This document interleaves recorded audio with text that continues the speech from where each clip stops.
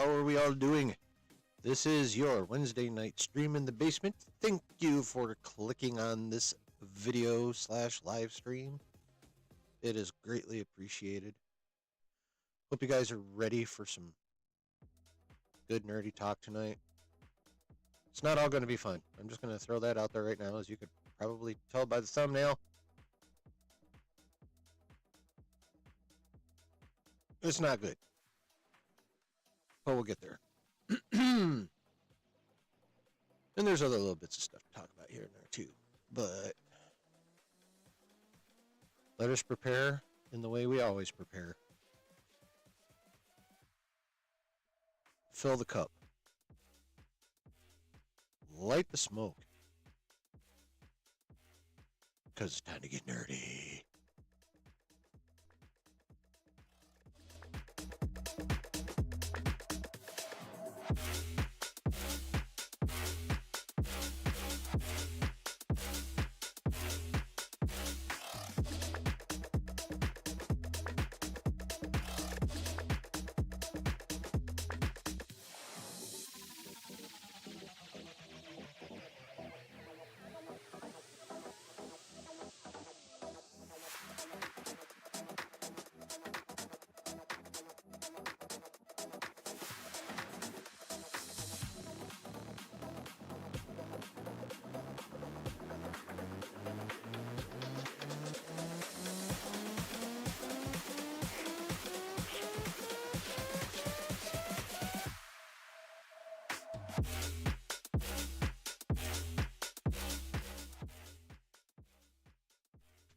Hello, everybody. Welcome to the Wednesday night stream right here in the basement.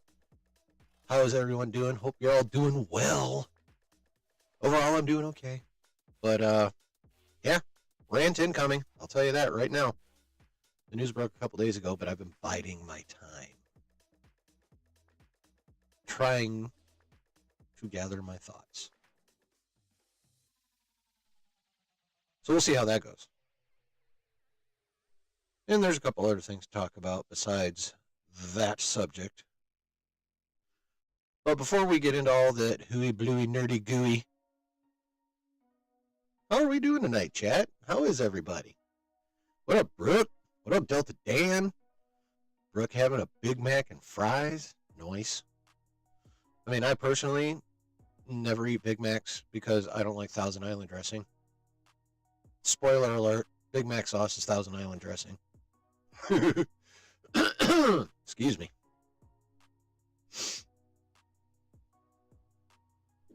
So we doing all right, guys? We have a good Wednesday. For those of you who are not thrilled with last night's Daredevil episode, are you calmed down now? You probably don't like it any better upon further reflection, but are you like at least less hostile? I guess might be the word. Oh, yeah. Yeah, I read about that.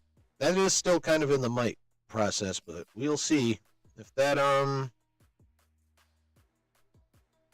yes, Brooke, there's always a way. But yeah, that'll, yeah. Oh, yeah, that's right. You will be there when it comes out. Son of a bitch. But yeah, yeah, if China actually follows through on that, Hollywood's wallet is going to take it in the taint. Like, and it's pretty much what it boils down to. Like, box office averages are going to go way down.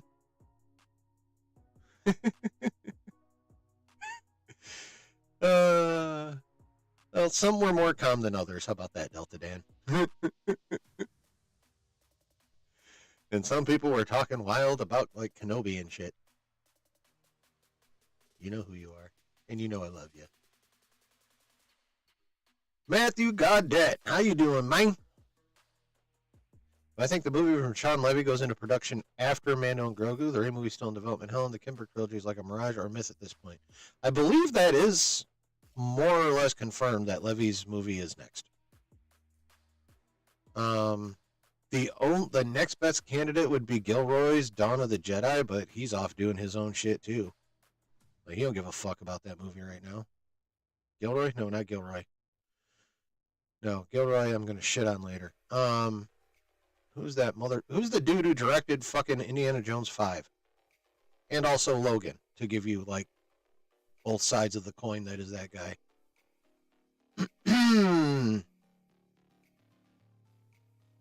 Mangold. James Mangold. Yeah, Mangold's down at the Jedi movie. Who the fuck knows? He's off doing other stuff. Like I read somewhere he's off writing a movie or a show or something. Yeah, thank you, Matthew. Yeah, he's off doing his own shit. He couldn't give a fuck less about that Dawn of the Jedi movie right now. Thank you, Brooke.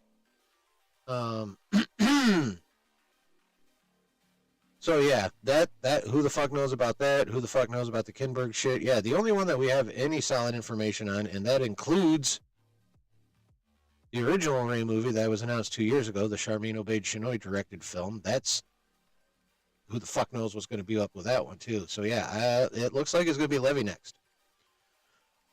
Who did?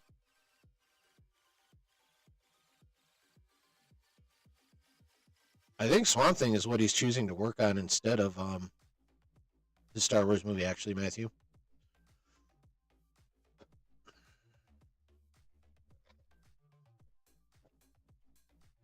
I'm not 100 on that, but I think that's what it is. I mean, yeah, they should at this point. The only time that movie makes news is when they get a new writer. Like, for real.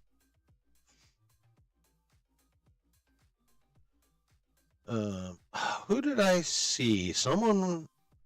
I mean, we know about Gosling being attached to the Levy movie, but who was it I saw that was recently rumored to be attached to it as a villain, if I recall correctly? Who the fuck was that? Well, who cares? But yeah, that's the yeah, it'll be Levy's movie next. I am 98% sure on that one. Yeah.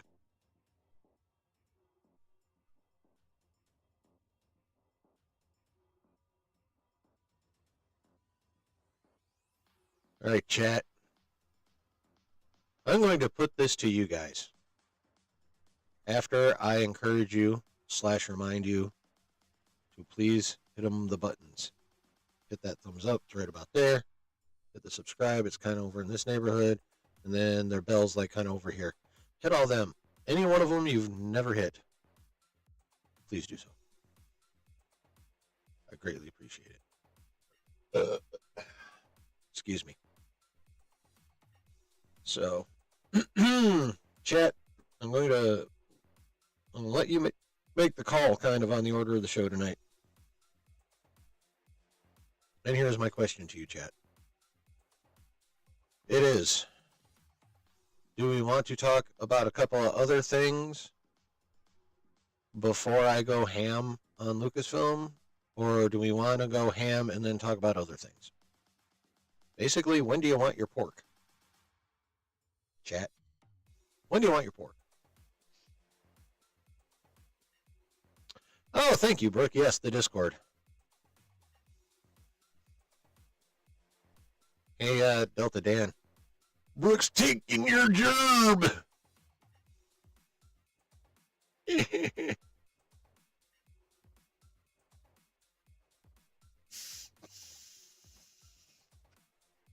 Brooke votes for bad news first. Actually, I'm not sure how much good news I really have, like, for real. It's just kind of like degrees of okay to that. I honestly don't. There really isn't a shit ton of good news out there right now. There's like, I think one little tidbit I could like spin in a positive way, but then it immediately makes me think of the opposite side of the coin. Preparing lots of coffee for Star Wars 3 supposed Andor watch party. Yeah, I mean, you're gonna need coffee or fucking C4 or Liquid Death or Red Bull or Monsters or fucking Rain or something. You're going to need stimulants of some type or other. That is for fucking sure.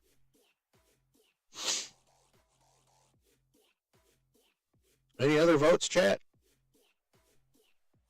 I guess it's less a matter of starting with the bad news or the good news as like, do you want to start heavy or start light? Brooke has voted that we start heavy.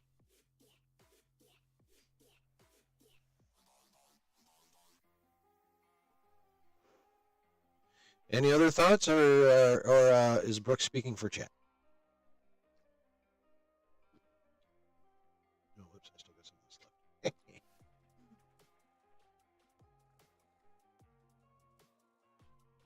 Maybe energy drink with some fruit punch make the watch parties more enjoyable. Yeah, I mean, there's all kinds of stuff you can mix with fruit punch that makes parties much more enjoyable.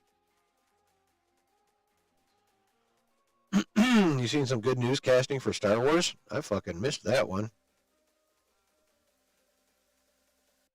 You're down with bad than good / heavy than light. Wait, you mean Star Wars or Secret Wars?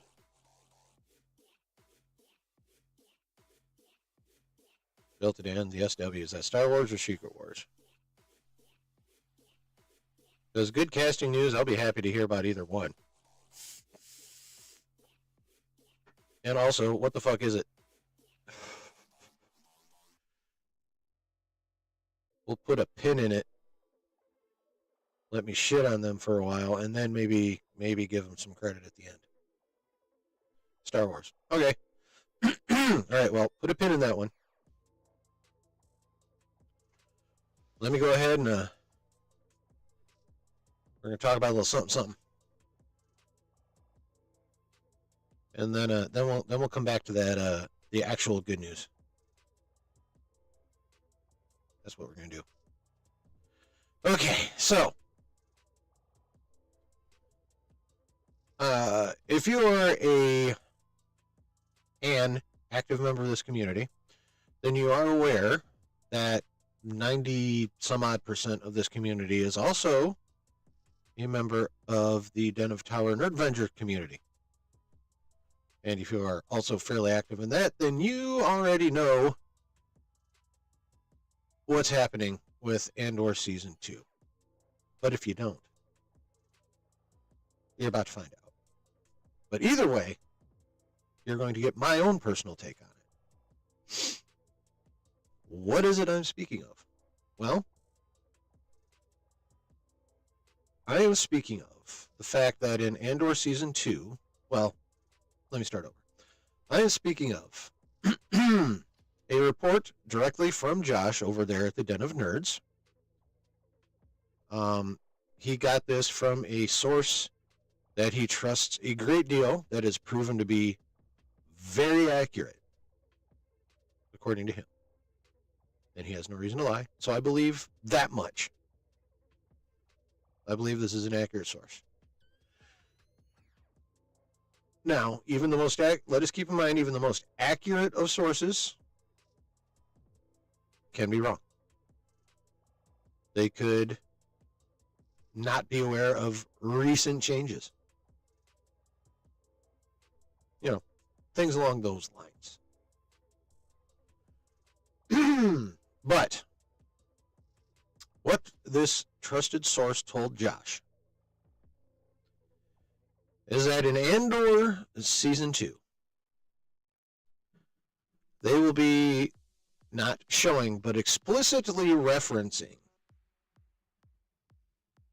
one of the most heinous acts one person can commit upon another and leave them alive. You saw it in the title. Calling it the R word, because I can't say the actual word here on YouTube. 'Tis against community policy. You might be familiar with some of the accepted ways to get around that. The acronym SA, for one. That's one way to get around it. The way Josh got around it on stream and in his video that he dropped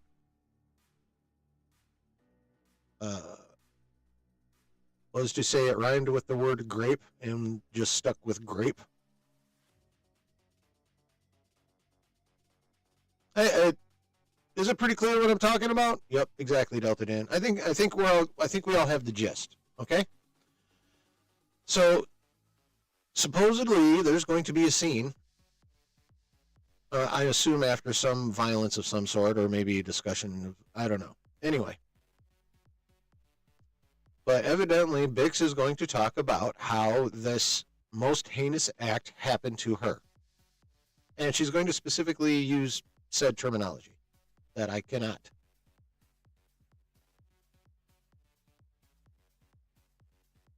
Now, on its face, okay. You know, it's a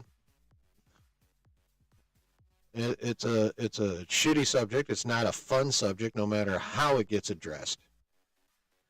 But here's the kicker.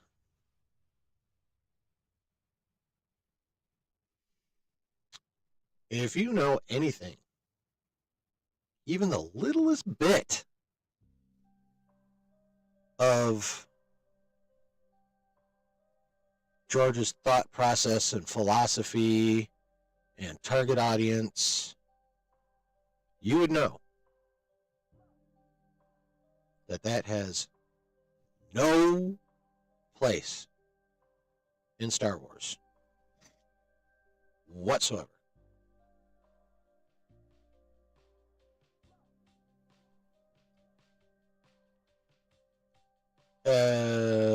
Matthew says, I don't know anything about Andor other than your buddy loves it.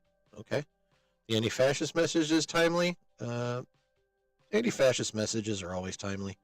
But also, yes. Prequel to Rogue One, that is true. You've only seen the first of the first season episodes. I mean, Spicy Dan, what's going on?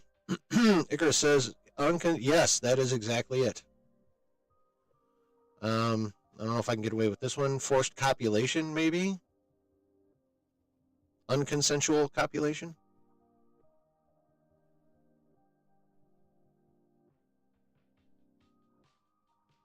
Yeah, that. Always a touchy subject to be dealt with, no matter what the circumstances are. I think we can all agree on that. I think we can all agree on principle that it's an insanely heinous act.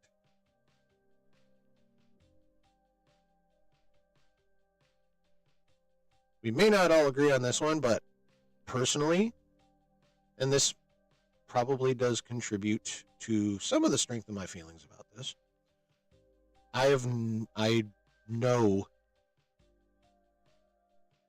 people who have gone through said heinous act.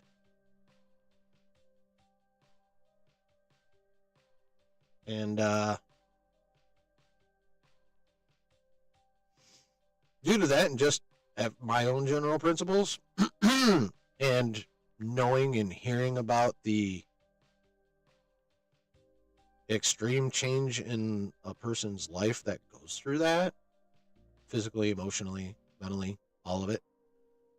Like, you're basically, that person's old life ends pretty much when that happens, for most people.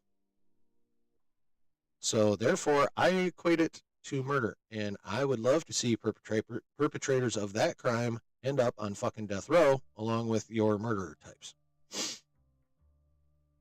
Needle them, shoot them, hang them. I don't fucking care. Share them. Perpetrators of that particular crime, for me, also should die. It's just how I feel.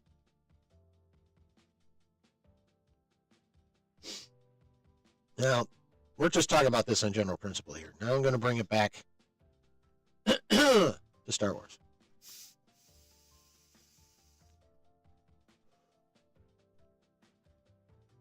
If this were any other sci-fi show or what have you, at least any other sci-fi show I can think of off the top of my head, whatever.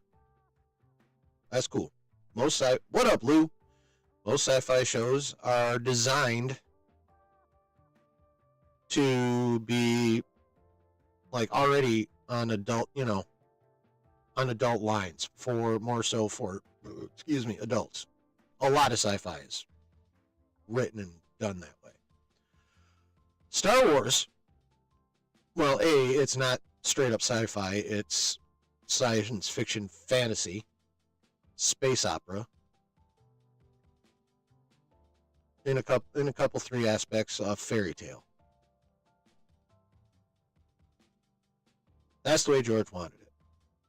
And on top of that, George has said repeatedly, yes, I've heard that too, Brooke, repeatedly, in interviews, in documentaries, at cons, in panels, the target audience for Star Wars has always been kids.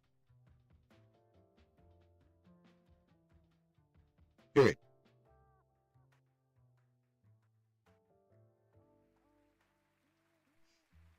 Oh, it would fit quite well in Warhammer. That shit's nothing but darkness.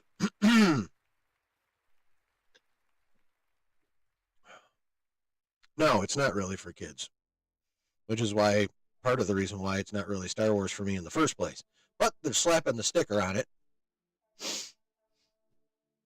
They slapped the Star Wars sticker on it, so I have to deal with it as such. And I don't know about y'all, but like in my mind, entertainment that's supposed to be for kids definitely 100% should not have that fucking subject in it, especially not explicitly laid out there. Now, and I've had this discussion on Twitter pretty much since Monday with this one person who would not fucking give it up.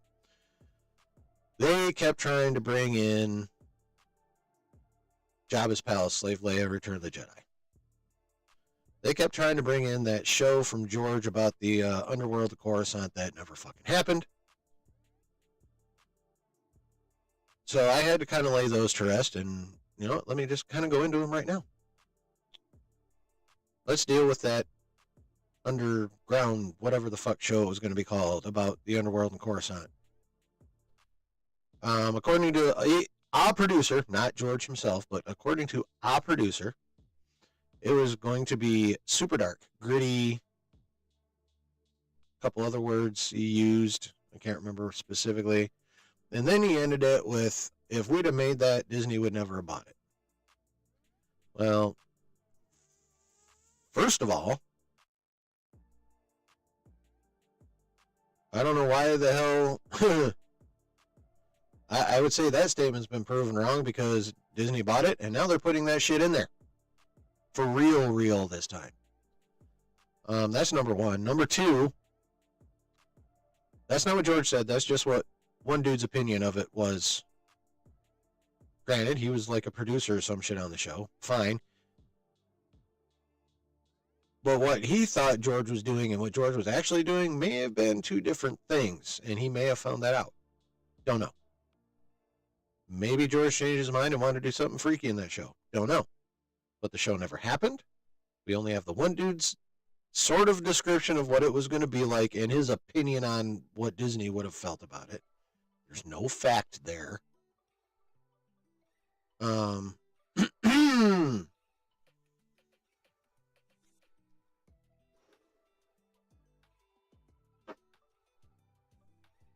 So that's that show. And then there's, of course, Jabba's Palace, Return of the Jedi. You know, Slave Leia. Also Hot Leia. And, of course, that famous lick of her face that Jabba gave her. Couple points on that one. One, even for adults, you could at best call that an illusion. Illusion. A-double-L.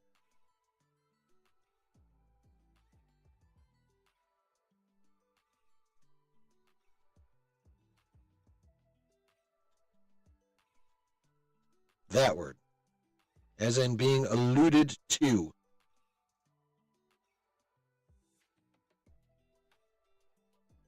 At most, it was an illusion. And for the target audience of children, you know what they saw? Because I can tell you what I saw. I remember. All I saw was a lady in a bikini with a leash on. A little weird. That got licked by this giant big brown turd slug looking thing.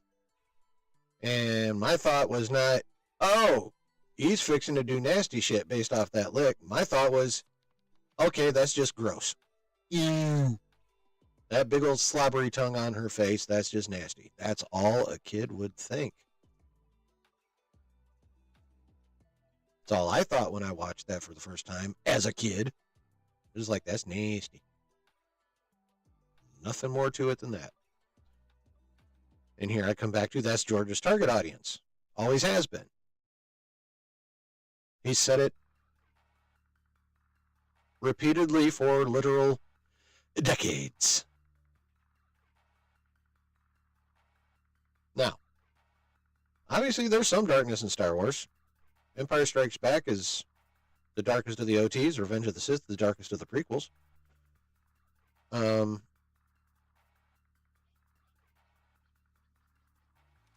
So it's not like it's all sweetness and light in Star Wars. Let's not go overboard in that direction either. Okay? Let's, going to extremes is what's causing all these fucking problems these days anyway, but that's a whole nother subject for my other channel if I ever fucking get back to doing that. Anyway.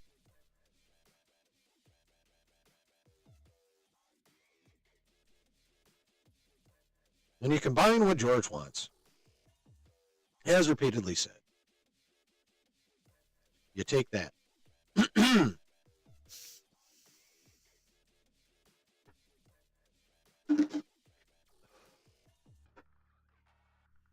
And then you take what Gilroy and Kathleen Kennedy want to do.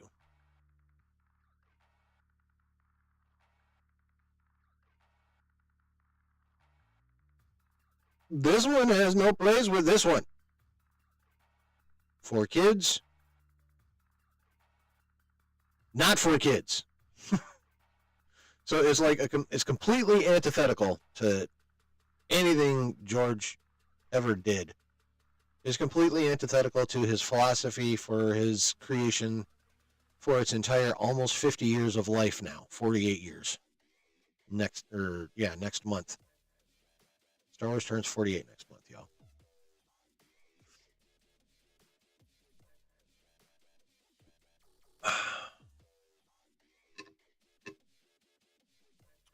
So,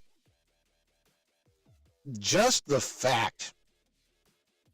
Well, number one, I'm not surprised that Gilroy is willing to do it. Like, we've known since before Andor Season 1 came out, he's been directly quoting as not liking Star Wars.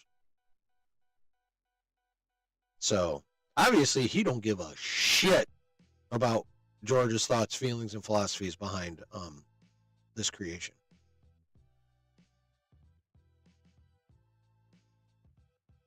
Then there's Kathleen Kennedy, who, for whatever reason, is bound and determined to completely revamp Star Wars in her fucking image, despite the overwhelming and 5 or so years of evidence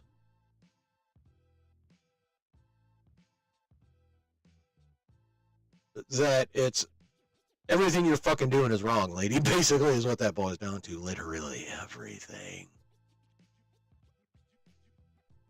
So we got two people that obviously don't give a fuck.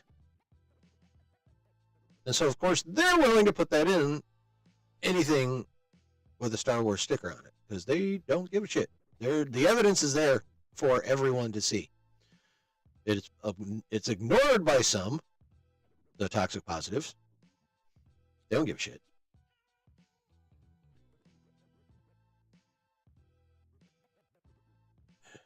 So, when you consider it, obviously, I find it to be complete and utter garbage to do this. It's disgusting, as I said in my thumbnail. It's just ridiculous and gross and slimy. But here's another question. Granted, he's not the top boss, but where the fuck is Dave Filoni in this shit? Yes, he can be overridden by Kathy. But, dog, like, if there's ever a time not to be the corporate kiss ass it looks like you've been for years, now would have, at the point of making, coming up with that part of the story, that would have been the point in time to exercise anything remotely resembling the authority you were invested with. That would have been the time to be like, you know what, Kathy? I've supported you in public this whole time. I've been a good company man, even though, and I'm putting words in his mouth here for sure, even though I think most of what you've done here is complete bullshit. I have toed the line. I've been cordial in public. I have propped you up.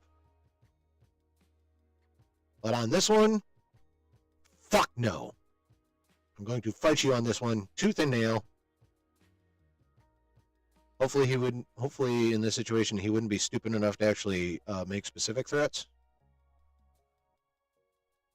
But, that would have been the time for him to fucking suck it up, quit being a little bitch, yank his nose out of Kathy's bunghole, and, stand up to her in some fashion or another. If she shouts him down behind the scenes, he should have made it public.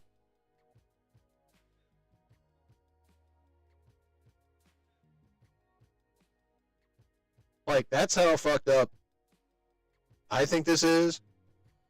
As George's supposed Padawan, he should think it's that fucked up, even if not even more. You never know. So,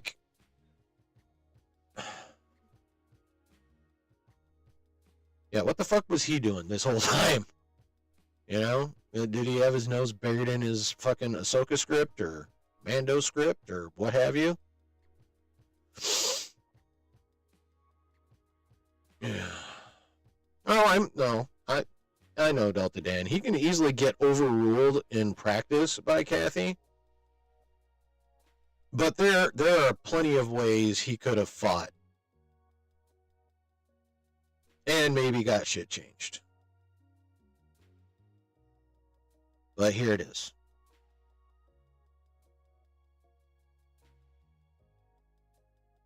So, if he did fight, it wasn't very much or for very long.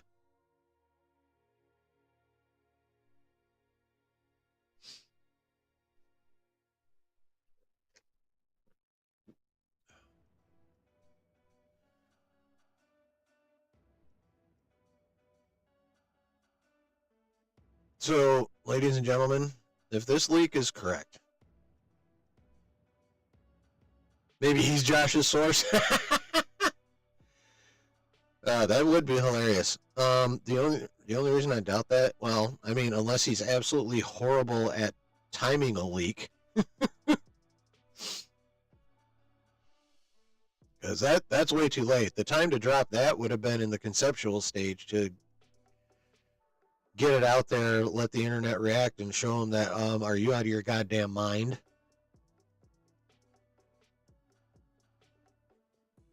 That would be hysterical. Josh answers the phone. Hey, Josh, it's Dave.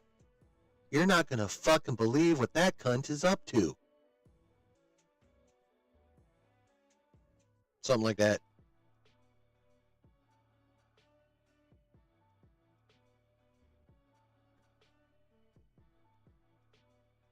Bitch.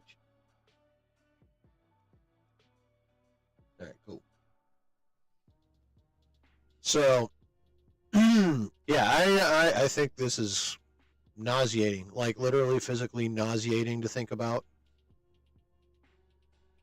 Yeah, it comes out later this month. The first 3 episodes drop, I believe, April 22nd. Yeah, the 22nd, a week from this coming Tuesday. 2 weeks from yesterday. And it's supposed to be, that scene's supposed to happen in one of those first 3 episodes.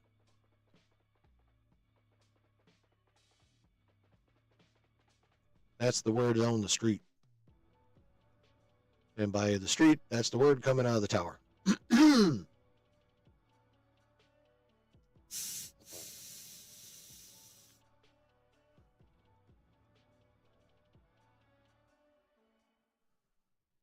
Yeah.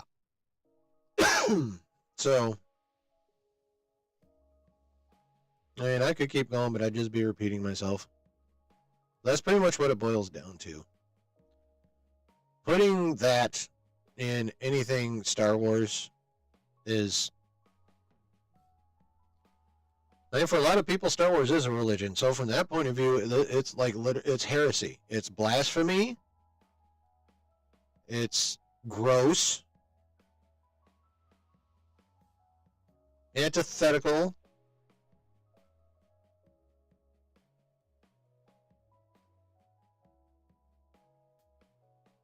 and just straight fucked up and ignorant.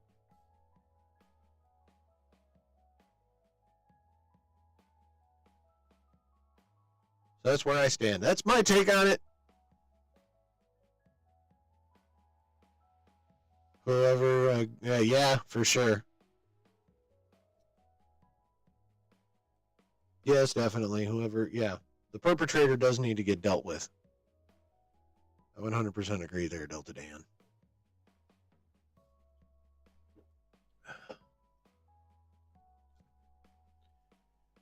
But yeah, so there it is. According to this leak, we're about to get some fruit in Star Wars.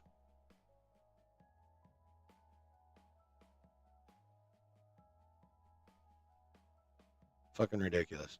Oh, yay, Delta Dan. Matthew. Well, that's violence. Totally different. And and the only thing penetrating anything was a lightsaber. I'm talking something. We're talking about something a lot more personal. And it's random murder, and this a little bit different. And besides,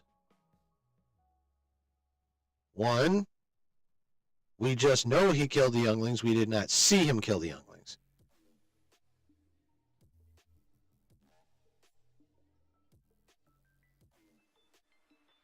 I mean, trying choking Amidala to death. I mean, there's been forced chokes since A New Hope. I'm not sure about that. And as far as Obi slicing and dicing him, that was completely bloodless. And also by that point in time, well earned.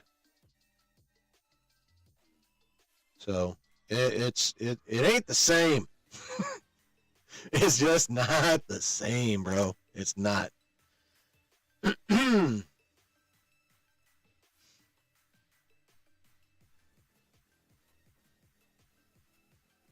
No, it's just going to be talked about explicitly.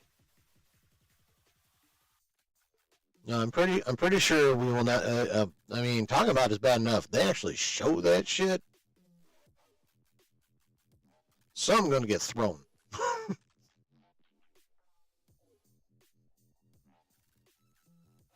Yeah, I'm leaning towards that too, Delta Dan. Well, if they only implied it, that'd be one thing. We're talking about that specific word being used. You know, not even one of those trailing off sentences like, and then he took me back and, you know, something like that. No, it's going to be something along the lines, if this leak is accurate, like, I was graped or he graped me. Like, it will be spoken.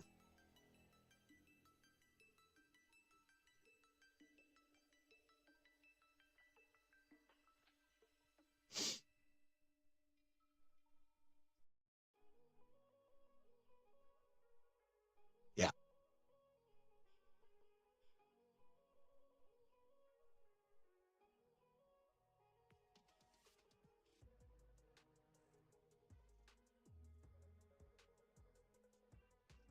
It's a real life evil, not fantasy, says Spicy Dan. That is correct. Well, I mean, there's quite a few aspects of Star Wars that are reflective of real life evil. But and even on a lot of just straight sci-fi, you know, that shit'll come up. But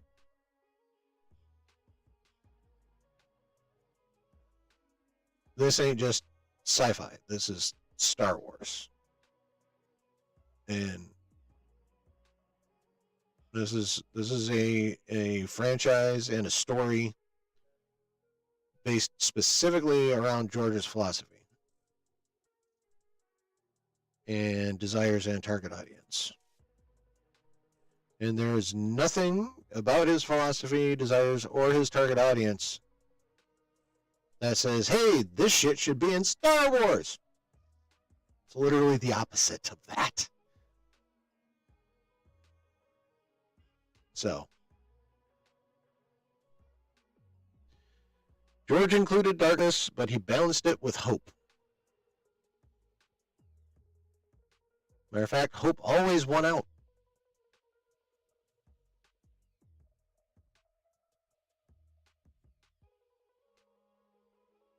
He balanced it with light. And in general, light won, except for Empire Strikes Back and Revenge of the Sith.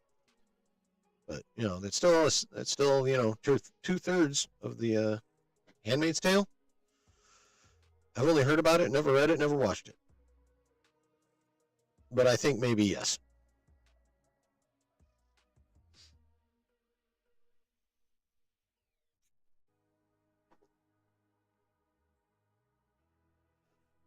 Yeah. I mean, I am not against tackling tough subjects, in my shows and movies. That's fine.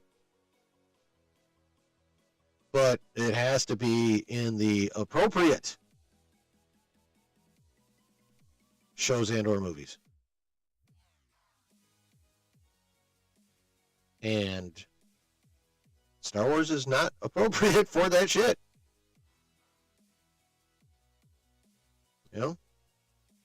Not the way George designed it, created it,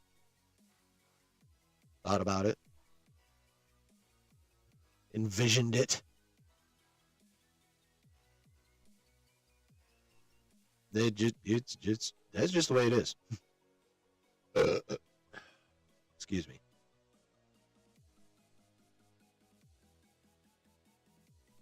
Like this dude I was telling you about that I was debating on Twitter kept trying to be like, you don't know what George would have put in that Underworld show, how dark it would have gotten. Yes, I fucking do. Because I have decades of his words telling me this. Bro. Like, the evidence of it is plastered all over the fucking internet. Just Google.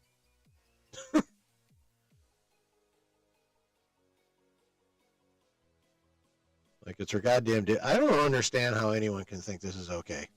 Like, I really, really don't. It boggles my fucking mind. And it makes me wonder how many Star Wars fans actually have a goddamn clue.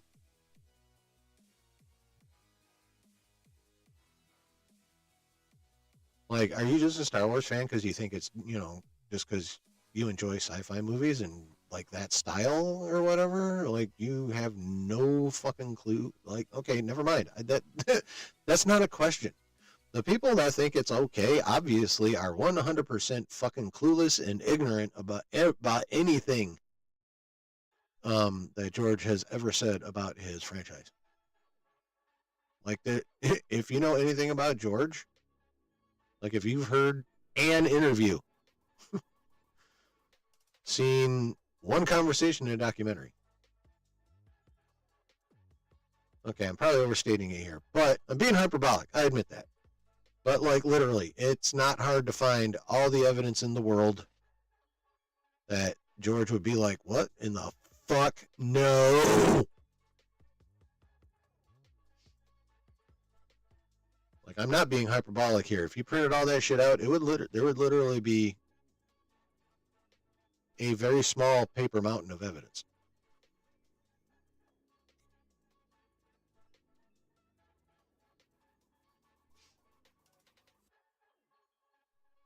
He's never gone away from that, Matthew. He's never gone away from that.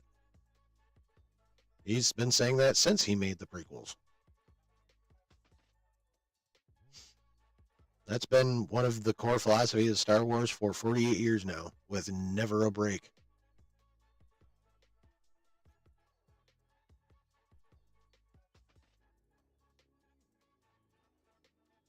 Okay, well, I take that back. Evidently, we're getting a break now, or the break came in 2012, but Lucas has still stayed consistent for 48 years.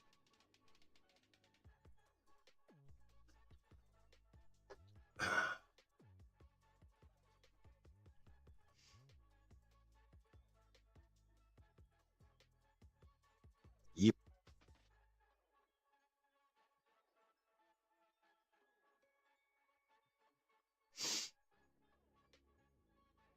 Any further thoughts on this? Or shall I prevail upon Delta Dan to share this casting news either through a link in my Discord or just throwing it in the chat? Your choice, sir.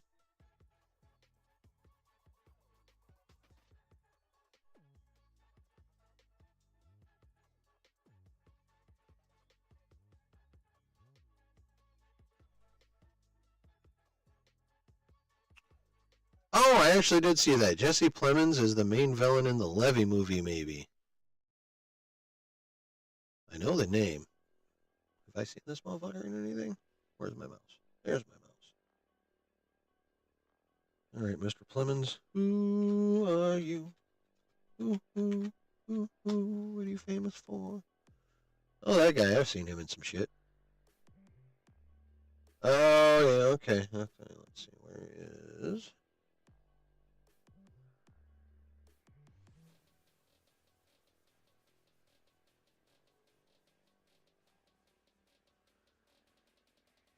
Jesse Plemons doesn't have a Wikipedia. What the fuck?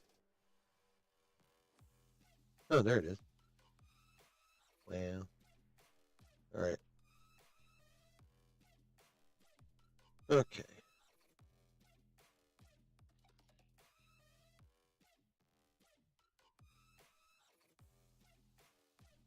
All right. Movies: Finding North, Varsity Blues, All the Pretty Horses, Children of Birthdays, Like Mike. Like Mike. What? This is Observe and Report. Shrink. Oh. Oh, he's in that alien movie, Paul, where Seth Rogen voiced the alien.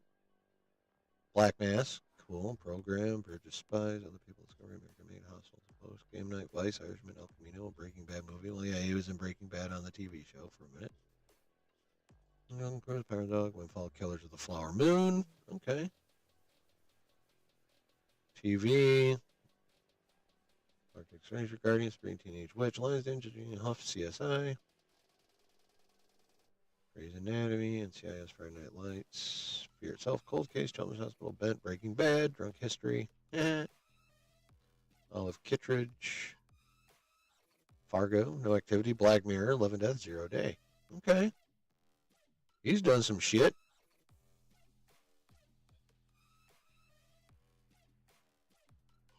He's done some shit. That's cool.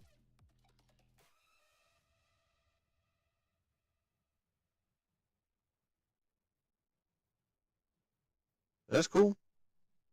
He's in more shows and movies. True that. Oh, he was a bad guy in Breaking Bad? All right. Well, that's cool. I mean, I would say getting accolades for playing a bad guy in Breaking Bad is a pretty decent chunk of street cred when it comes to playing a villain in a movie.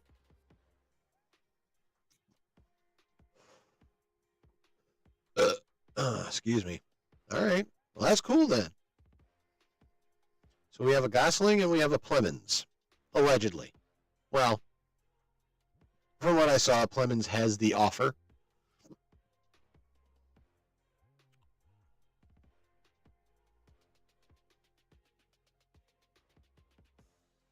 I mean, was the official report that Gosling was signed or that they were in talks? Does anyone remember? Because I don't know that, like, the news ever came out that he was signed, just like kind of the same as Plemons here. Like, it's they're talking. They're negotiating. They're bargaining. They're kibitzing. You know, shit along those lines.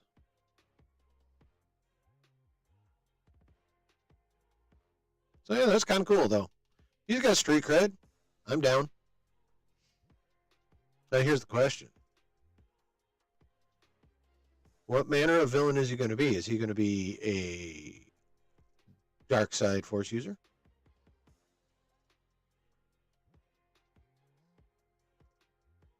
Because not all dark side force users are Sith. Will he be just some kind of evil overlord type? Maybe an evil military type?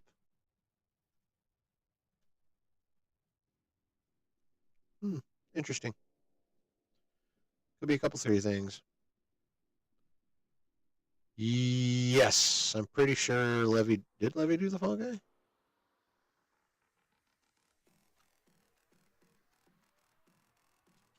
Oopsie.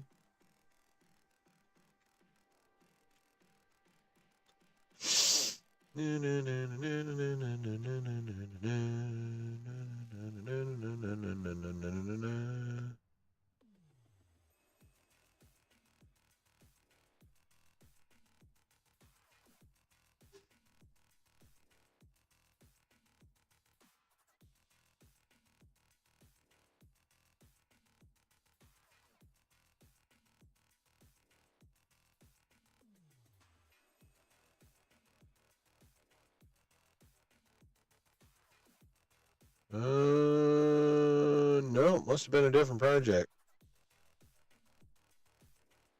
Fall Guy came out just within the last couple of years. He did the Atom Project. He did Free Guy.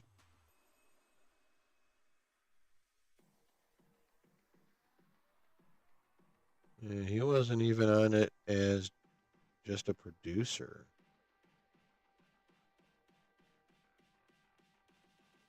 Nope, not Fall Guy.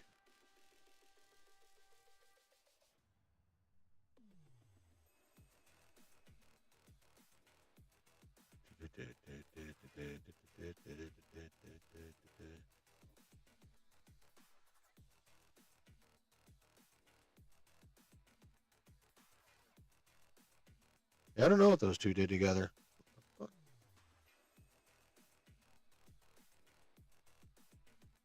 Goddamn random itches.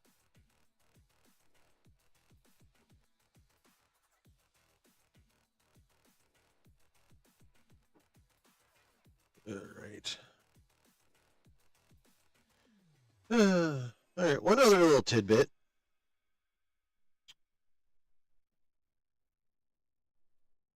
So it has come out that Robert Pattinson is going to be. What up, Griff? How you doing, bro? Depending on the source, or yeah, the trades are saying that Pattinson is in talks to be in Dune Messiah, Denis Villeneuve's third Dune offering.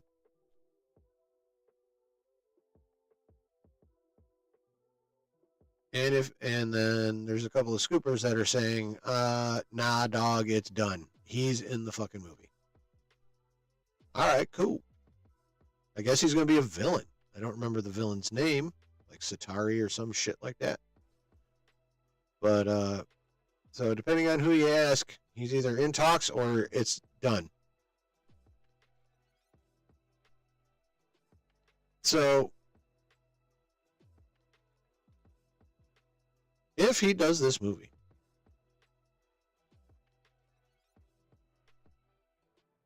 this movie films late this year.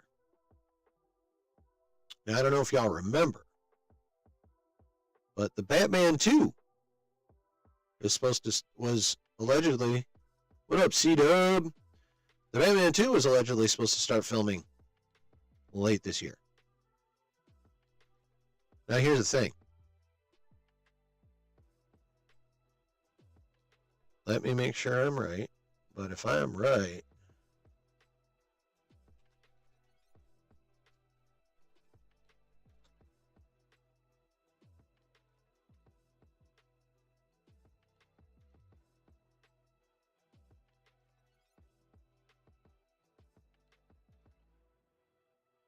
Okay, yeah. Yes, Dune Messiah, coincidentally enough, while the entire Dune franchise currently,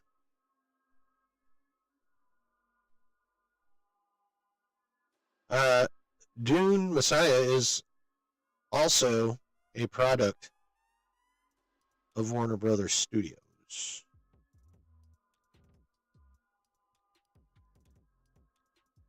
So that's one fun little factoid. Both the Batman 2 and Dune Messiah are under the Warner Brothers umbrella.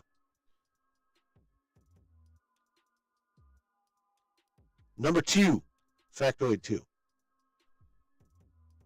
By all accounts, Matt Reeves has still not turned in completely a script to either James Gunn or Warner Brothers.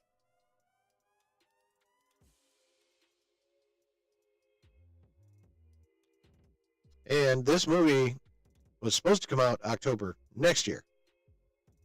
Late last year, early this year, I can't remember exactly when, that got bumped to October of 2027.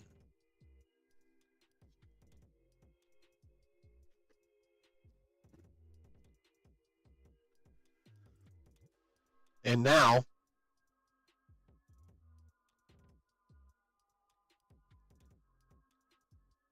it's entirely possible that the filming of the Batman 2 is going to get pushed into early 2026. Now, that does leave them, it's not like they're going to run out short on time. If they start filming first quarter of next year, and the release date is October 2027, they're not going to run out of time to get this movie done, even if it is pushed into 2026. That's still plenty of time to get it produced, filmed, edited, and VFX'd before October 2027. So that's not really an issue. But when you add all of that together, no script, it looking like Warner Brothers is totally fine delaying production of it till early 2026, when originally it was, or the last news we had was that the Batman 2 was going to film late this year. It's really, really, really kind of looking like there's a lot of shit going on behind the scenes at Warner Brothers and DC right now. I mean, we've talked about the reports before. Reports that Zaslav wants Pattinson as the main DCU Batman. Reports Gunn wants the same thing. Reports Reeves is like, fuck no. And Reeves' contract isn't even with Gunn, so Gunn can't even give him notes.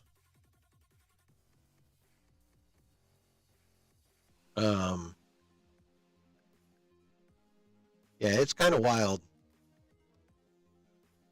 And also, it would just make the most sense to have Pattinson be the main DCU Batman.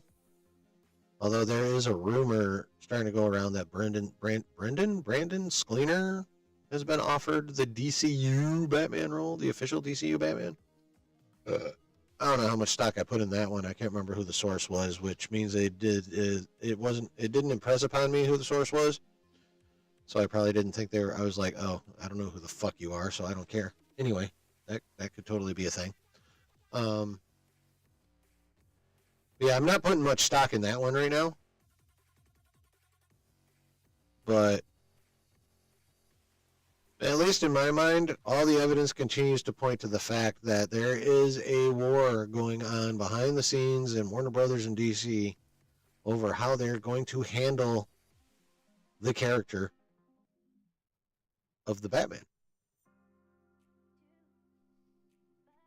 And this is just the Dune Messiah thing is just another bit of evidence that the Batman 2 is in a massive state of flux right now. Massive. I believe, like, I don't even think the delay to 2027 was the first one. I think that's like the second delay now, if I recall correctly. So you got that. Script still not being done. Warner Brothers willing to have Pattinson film Dune Messiah this fall instead of the Batman 2.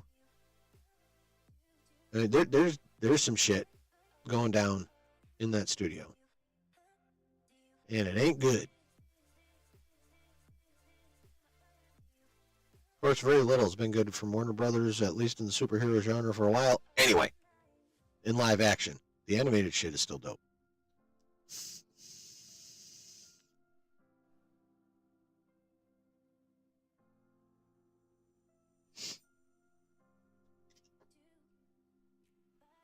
So, yeah, at this point,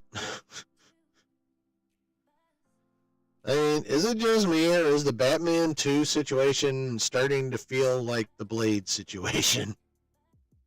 A little bit. Like, it's nowhere near as fucked as that is at this point, but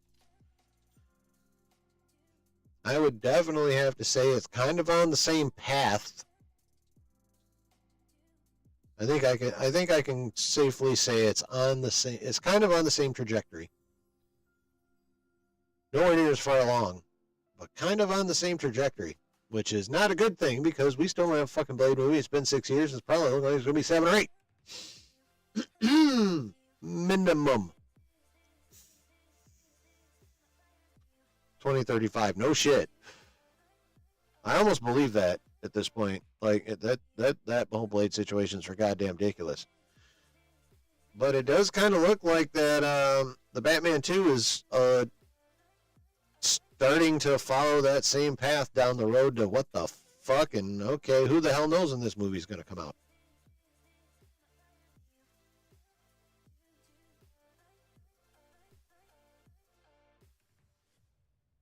Old Man Blade. Probably, well, we already kind of got that in fucking Deadpool Wolverine, didn't we?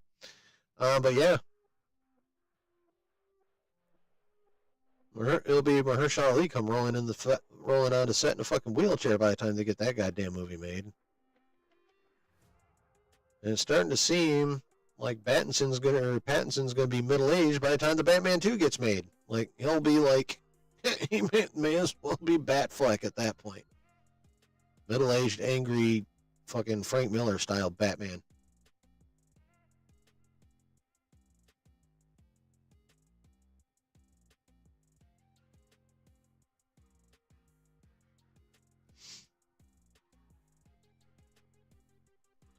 So, if there are any large fans of Pattinson out there, and you are just drooling with anticipation over the Batman 2, while it does not look like it doesn't look like they're going to have to move away from this most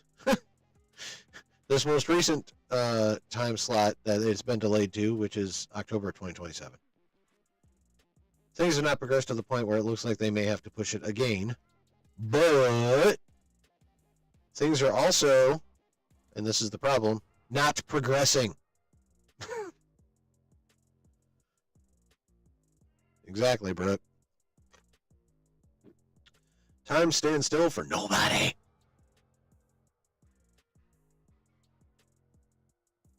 Unless you're approaching the speed of light.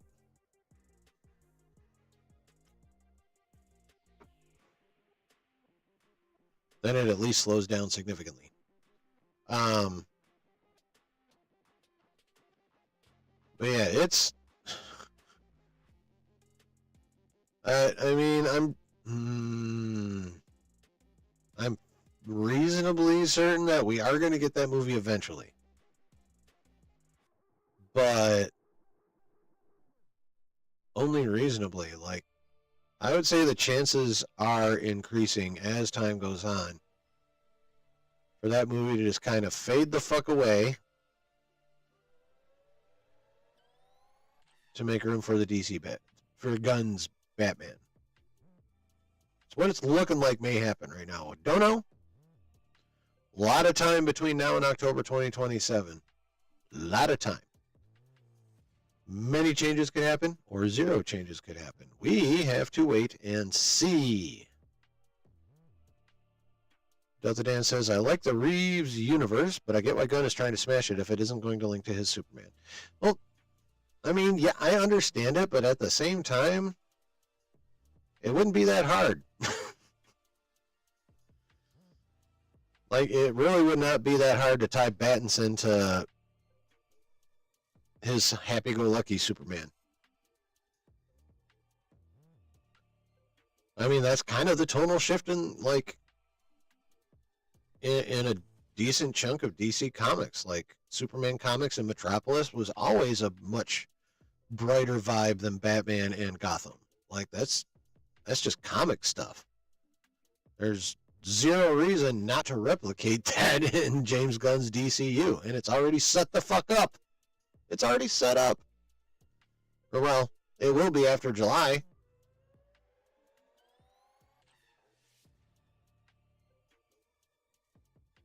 But the obvious, most sensible solution is to do just that. Have Battinson be the main DCU Batman, and just go with the light and dark dichotomy, because there's nothing uncomic-y about it. It's kind of how it's been. To greater and lesser extents as the years have gone on, but overall, that's kind of the general thing. Metropolis, happy, bright. Gotham City, nope. Not really. Kind of dark, kind of sad, kind of angry. Now, obviously, Metropolis has had plenty of its own problems, don't get me wrong, but it still has not descended to the level of darkness that Gotham has.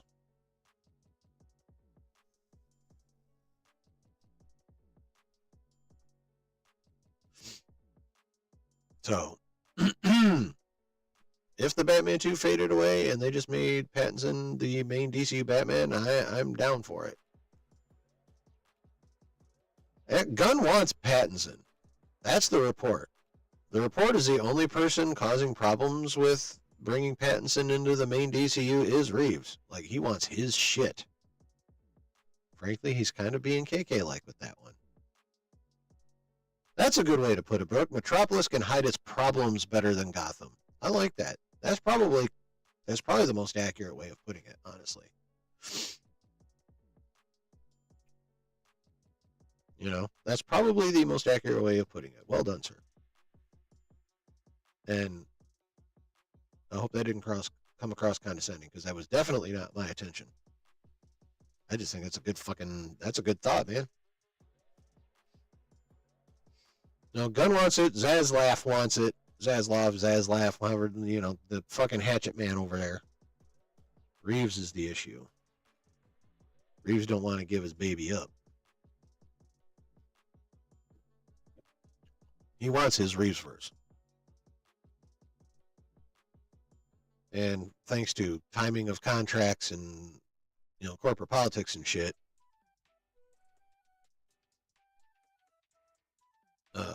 Gunn can't do shit about it. Now, Zaslav could. Should Zaslav choose to throw his weight around on this one, and if the reports about what he wants are accurate, Reeves can get overruled.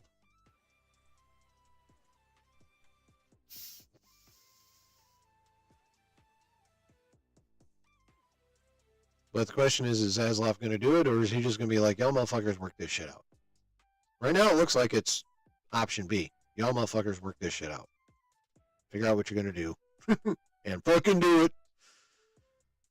But, yeah, Matt Reeves signed his contract with, DeLuca and Abdi, I believe were their names, who are still there for now.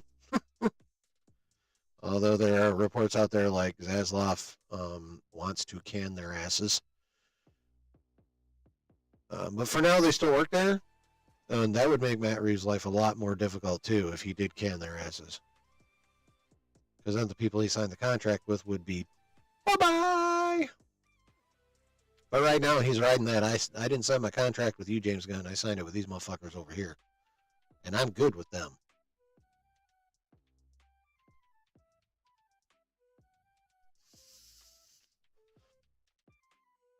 So that's kind of,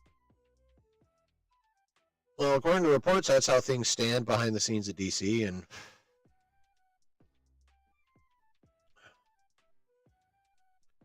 the timing of this announcement is interesting. The fact that Pattinson is going, I mean, he's staying in house. Dune Messiah is Warner Brothers, DC's Warner Brothers. He's staying in house, but just the fact that he's being allowed to prioritize Dune Messiah over the Batman 2, at least in my mind, that tells me there's still some shit going down around that movie. And it ain't pretty shit.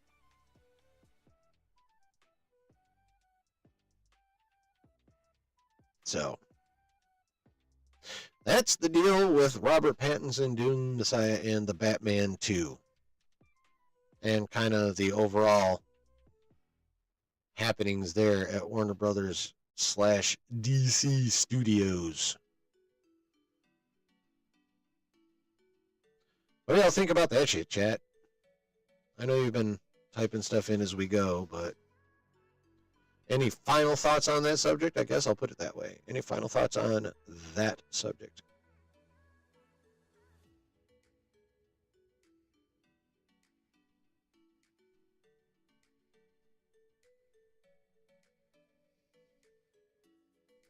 So today it says Bean counters Zaslav can have a hard time cutting a Reeves movie that made almost $800 million in COVID times, plus all the Penguin Awards. I mean, that's definitely a consideration. That is definitely a consideration. Although, it's going to be, what, 5 years? When did the first one come out? Was that 22?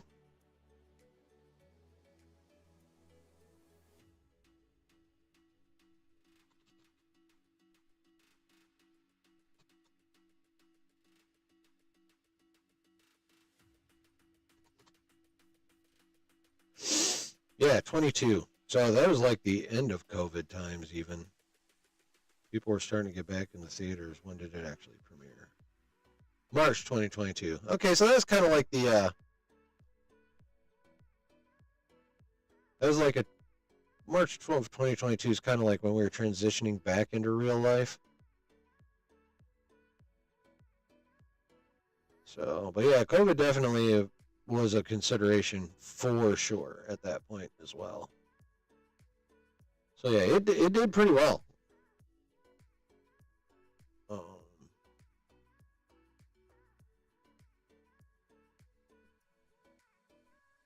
But we're now gonna, it'll be, well, so March 22, October 27. We're talking 5.5 fucking years. I mean, there's a point at which absence makes the heart grow fonder, ceases to be true, and it morphs into, I don't fucking care anymore. You know? It'll be interesting. It will be interesting to see how this all plays out. But, again, indications are that there's still a lot to play out, and most of it's going to be behind the scenes. Probably a lot depends on how much Superman makes. I mean, that's, I don't know how much, but that's definitely got to be a consideration as well. Especially because overall Warner Brothers is fucking broke.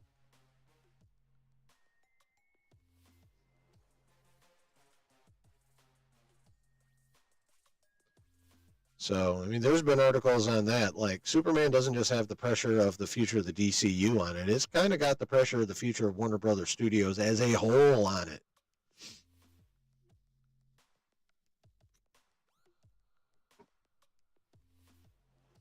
So, yeah.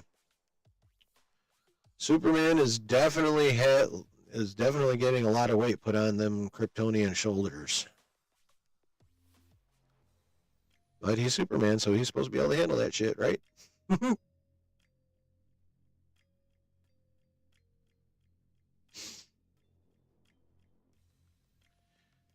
But, yeah, so that's all I have on the Batman.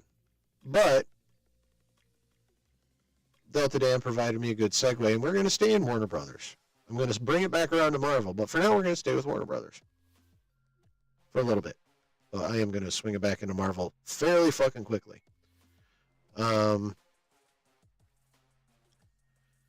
Speaking of Superman, April 18th is Superman Day. It's been announced that on Superman Day, we will be getting the next Superman trailer, which hopefully will have actual new footage in it. Won't be a fucking extended cut of shit we've already fucking seen. Hopefully it'll have some new shit in it. But here's the thing.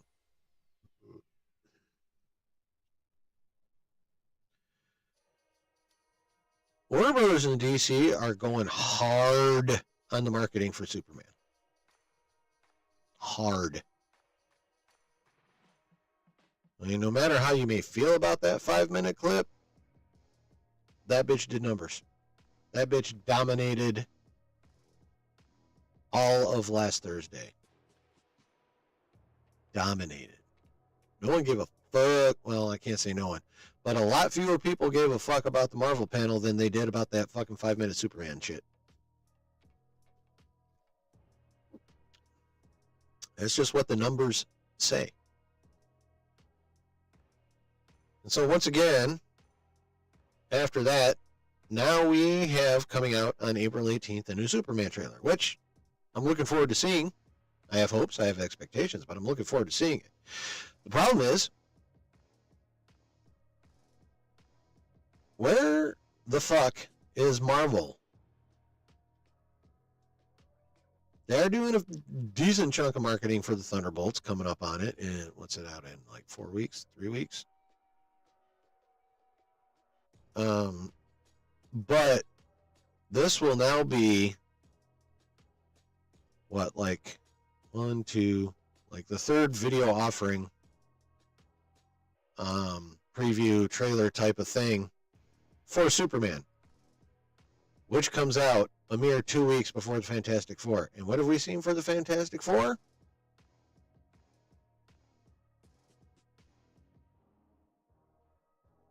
Next to fucking nothing. Next to fucking nothing.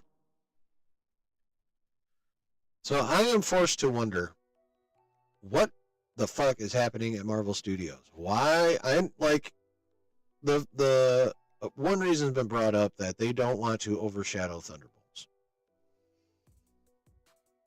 Well, Thunderbolts, it does not matter if you overshadow the Thunderbolts marketing at this point, because with the past performances of Marvel, for the most part over the last couple 3 years, Thunderbolts is not going to, regardless of whether it's a slapper or not, and all indications are that that movie's going to fucking slap. Like, every report I've seen, screening rumors and everything, it's pretty much universally positive. Like, that movie it's looking like that movie's going to be a banger. So there's not much more you could do. There's not much you could do to overshadow it. It's at the highest fucking point it's going to be at, and based on your recent history, Marvel, word of mouth is how this movie is going to make money. Because have y'all seen the projections? It's projecting to do a lower opening weekend than, any guesses, class?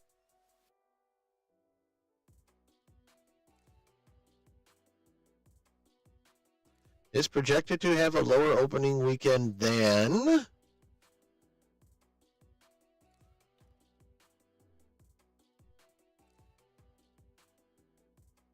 fill in the blank, chat. I want to know what you're thinking. Thunderbolts is projected to have, bingo, Delta Dan. Thunderbolts is projected to have a lower opening weekend than Brave New World had. Yeah, or the Marvels. Wait, or the Marvels? I didn't see that one. I knew about Cap. Yep, exactly, Brooke. Brave New World. Yeah. So I don't think starting to market F4 now is going to negatively affect. You stop that, Icarus. Is going to negatively affect Thunderbolts. At this point, that opening weekend is going to be what it is. What Thunderbolts needs is a shit ton of good word of mouth to have it. I mean, it is very rare the movie that actually increases on the second weekend. Most of the time, the success of a movie and whether it'll have legs is determined on the percentage of drop-off, because you 99% of the time have a drop-off the second week. So for Thunderbolts to be successful and make bank, it's going to have a shit ton of word of mouth that results in a very small drop-off going over the second weekend. What if Minecraft does better than Fantastic Four? I would say the odds are pretty good that it will. Like, Minecraft is looking to clear a Billy. And just based on the broader picture of everything that comes out in July, I don't see Jurassic World 4, Superman, or Fantastic Four making a Billy. It's just too many big movies too close together. And not enough theater goers to go around.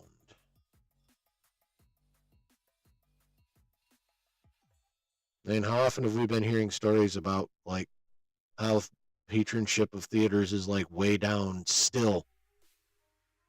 And of course, you see the videos of the people flinging popcorn all over the theaters during Minecraft movies, and you go, yeah.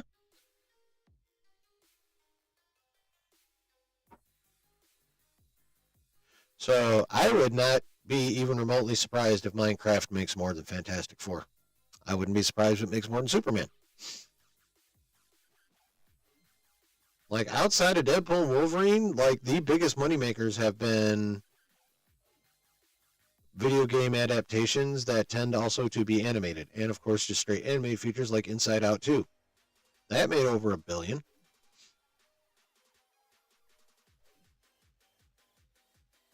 Super Mario Brothers movie made over $1 billion. Minecraft is on pace to crack $1 billion. Jurassic Park making $1 billion, they always do. I was being very pedantic in one of my group chats one day, and I went back and checked out when because one of the points that was brought up is the 3 previous Jurassic Worlds all made $1 billion, which is true. But I went back and checked the release schedules around them. They didn't have anywhere near the level of competition Jurassic World 4 is about to have. Not even anything close. Jurassic 4 has Superman coming out 2 weeks after that, and Fantastic Four 2 weeks after that. There was nothing like that surrounding the first 3 Jurassic World movies. Nothing.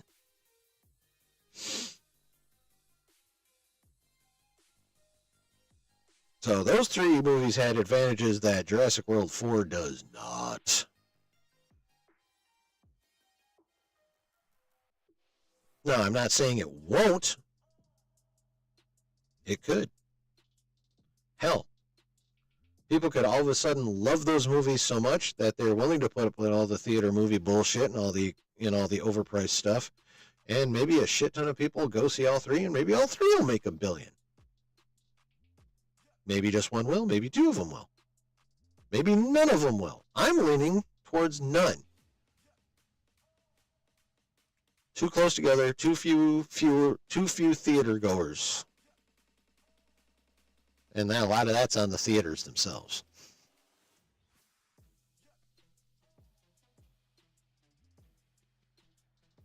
More people in the theaters, drop prices, and adopt harsh film policies.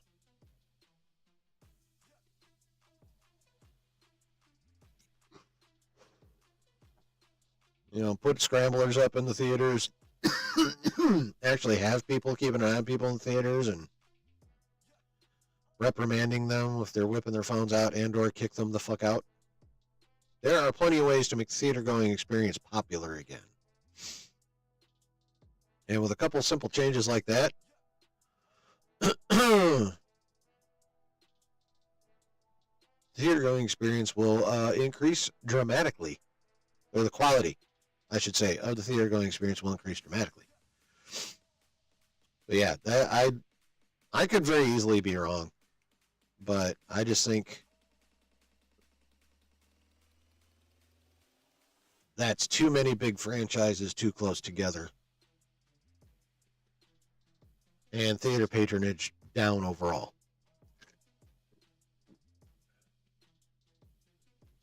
Justin! Marvel needs to relax and go back to strictly 2 projects a year, maybe 3 when you include a show.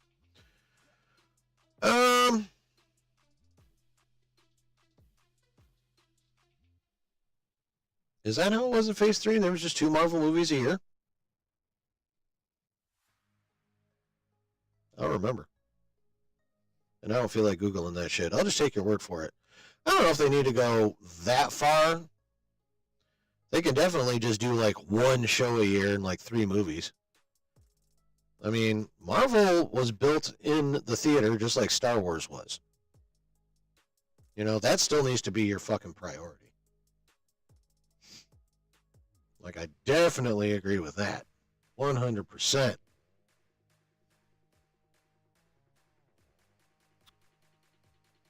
And it's the Marvel Cinematic Universe for a fucking reason. Concentrate on putting that shit in the cinema. Especially when you fail so goddamn much at Disney Plus. Like, take your time, make 1 really, really, really, really good Disney Plus show, maybe 2. But make 2, maybe 3 movies a year, depending on how they time out. But concentrate on making those bangers as well.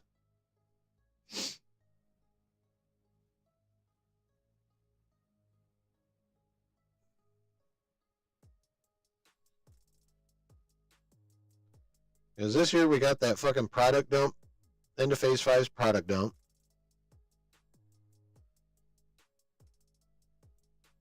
There's still going to be like 6 or 7 projects next year. 3 movies, Doomsday, Spider-Man 4, and the mystery one that's supposed to film this fall. To come out next fall. And then, what's coming out Disney Plus Marvel-wise next year? Vision Quest, or Vision Show, or whatever the fuck they're calling it now. I feel like there's at least 1 more. I just can't think of it offhand.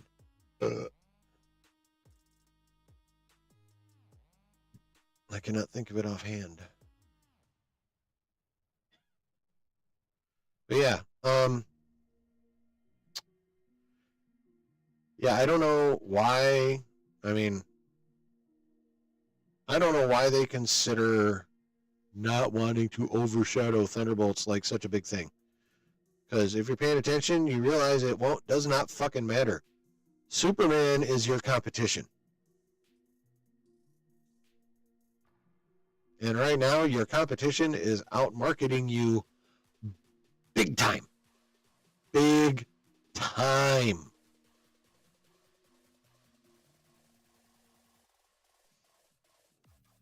So, Marvel Zombies.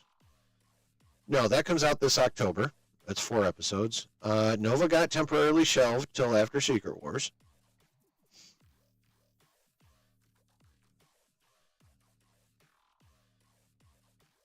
Are they trying to do the Champions show next year? I don't think so.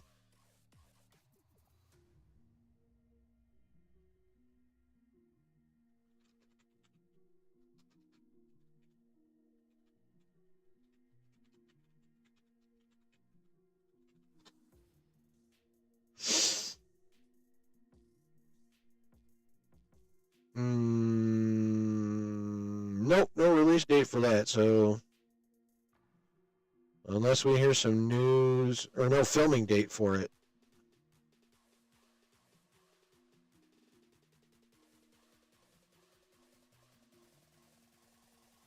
Oh, reportedly to begin filming in 2026, so that ain't coming out in 26. So Champions is out of the mix as well. Oh yeah, Daredevil season 2. Okay, yeah. So that Vision Quest Disney Plus shows. Duh. I knew there's an important one I was fucking forgetting. Thank you, Delta Dan. Because I was being derpy. So yeah. So at least 2 Disney Plus shows and 3 movies.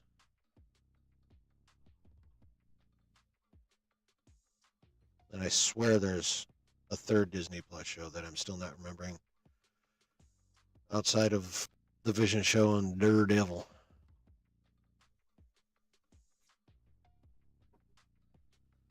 So yeah, Marvel needs to fucking pick up the pace when it comes to marketing Fantastic Four. Because your most direct competition is making you his bitch right now. Yes, I said it right now. Marketing wise, Gunn is making Feige his bitch. And at least in terms of just generating buzz. Now, not all the buzz is positive. Let's be clear there. The results of the opinions of the of what's been put out for the marketing for Superman have been varied. Some people love it. Some people fucking hate it. Some people are like, this was cool. This wasn't. This was cool. This wasn't. But it's been mixed this entire fucking time. But at least there's shit out there for people to see. And we're about to get more shit on April 18th for Superman. We still have no fucking idea when we're going to get a Fantastic Four trailer. I would imagine the one we get is going to be pretty similar to the footage that was shown to the CinemaCon hall. But, yeah, we have no clue when the fuck we're going to get a Fantastic Four trailer. And that, at this point, is now bad. Because DC is getting it. They are getting Superman all over the fucking place.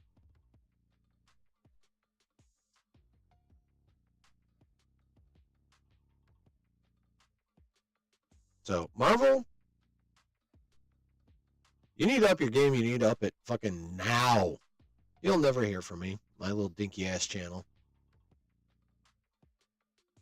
But I'm still right. y'all are still getting owned by James Gunn right now when it comes to marketing the big July tentpoles that you each have coming out. You're getting owned, Marvel. You're getting owned. And I'm kind of tired of it. I don't know about y'all, but I'm kind of tired of it. Marvel needs to pop the fuck off with the marketing the way they used to. Wakanda show is November, I believe. Or it might be in December along with Wonder Man. Because, like Zombies, Wakanda is also only 4 episodes. What up, Brennan? Yeah, the Wakanda show is only 4 episodes, and Zombies is only 4 episodes. But yeah, Wakanda is November or December. Wonder Man is definitely December, so I feel like Wakanda is November. Like, we're literally ending the year on Disney Plus. Because the last Marvel theatrical release is the extraordinarily, in my opinion, undermarketed Fantastic Four.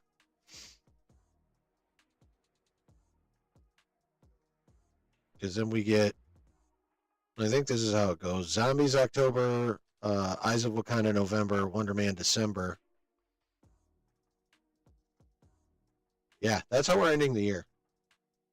Going forward. Yeah, probably. That's probably what they're doing. The Fantastic Four trailer in theaters before Thunderbolts, then released a little after on socials. Brennan, you don't need to apologize, bro. That's what the replay's for, my guy. I don't mind. It's all good. Daddy can always use the watch hours. Always.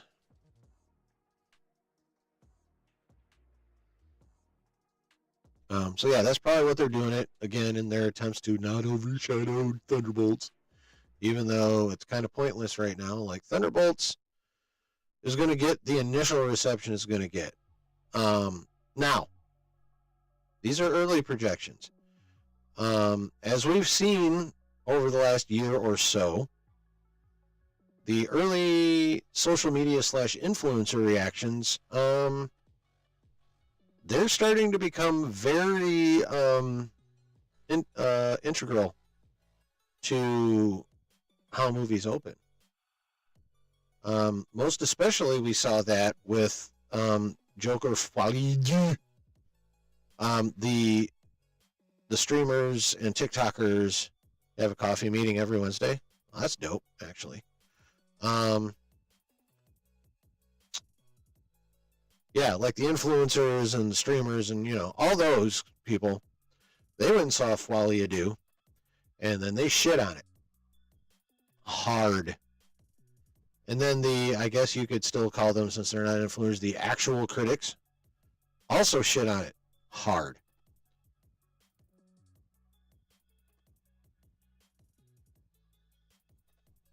And the way things are, and when it comes to today's internet and the way people engage with each other, the influencers are living up to their name, and they're exerting greater influence over the perception of projects than the critics do now. This is kind of how it is. So what Thunderbolts really could use is those early social media reactions to be glowing. That's what Thunderbolts can use. It'd be nice if the critics agreed, but I really don't give a fuck. I don't give a fuck about critic scores when it comes to either comic book movies or sci-fi or fantasy. Like, critics just have an inherent distaste for that kind of shit in general. A lot of them. Not all of them. A lot of them do, though. So when it comes to basically any nerdy shit, I don't really give a fuck what the critic score is. I really, really don't.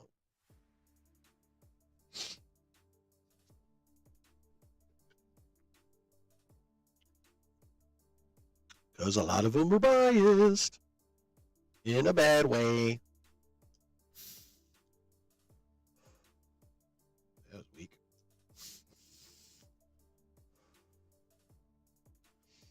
So, but yeah, Marvel needs to pick up the motherfucking pace, because they're getting taken to Pound Town marketing wise right now. And I, for one, don't fucking like it. I want my dominant Marvel back, goddammit. Like, it's starting to get to the point, like, I have been trying to defend Marvel to various people. And, well, I've been trying to hype up their potential. Now that we're practically through or after the end of this year, we'll basically be all the way done with Phase 5 shit.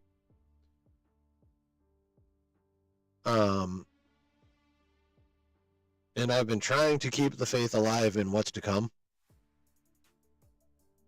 But I got to tell you, it's getting harder and harder to defend them, to keep my own faith alive in them, when they are just mishandling shit left and right. Like, this shit's supposed to be changing. What up, Lou? Hell yeah, we're still going. I haven't even been going 2 hours yet. Although this probably will be a shorter stream than normal, because there ain't shit to talk about unless we just, like, just follow the path wherever it may lead. Where the fuck was I?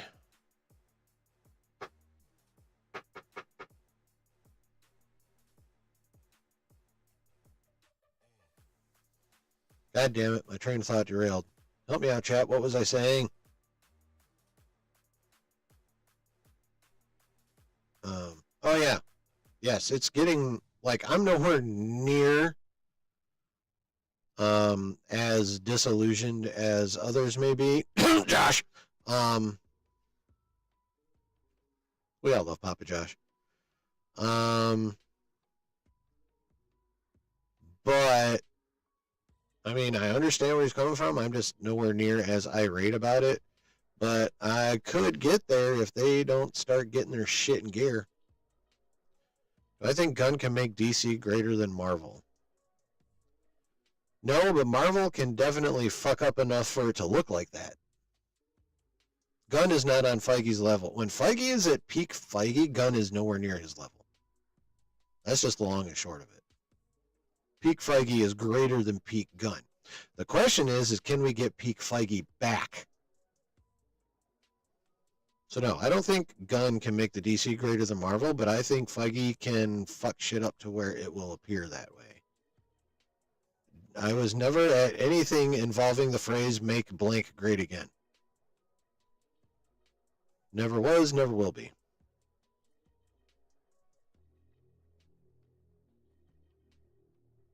Brooke says, I think once Feige releases the next F4 trailer, the hype will help generate positive word of mouth. It's going to have to be a damn fine trailer. That's for sure. Now, I honestly thought Marvel would be in a lot better shape because I thought Daredevil would be, like Josh, I thought Daredevil was going to be a slap. Now, I like it, but I mean, like, in broad view, like with a slapper in terms of very little negativity in the fandom at all. And that's not the fucking case. Stop it, Lou. You know, we're talking about how Marvel could return to form. That's what we're doing.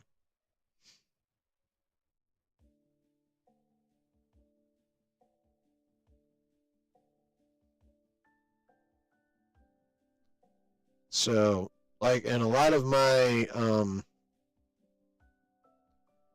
the basis for my faith was this show being proof of the turnaround.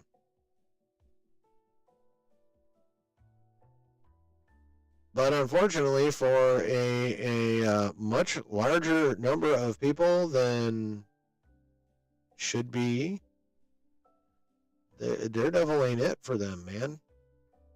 And that's a bummer.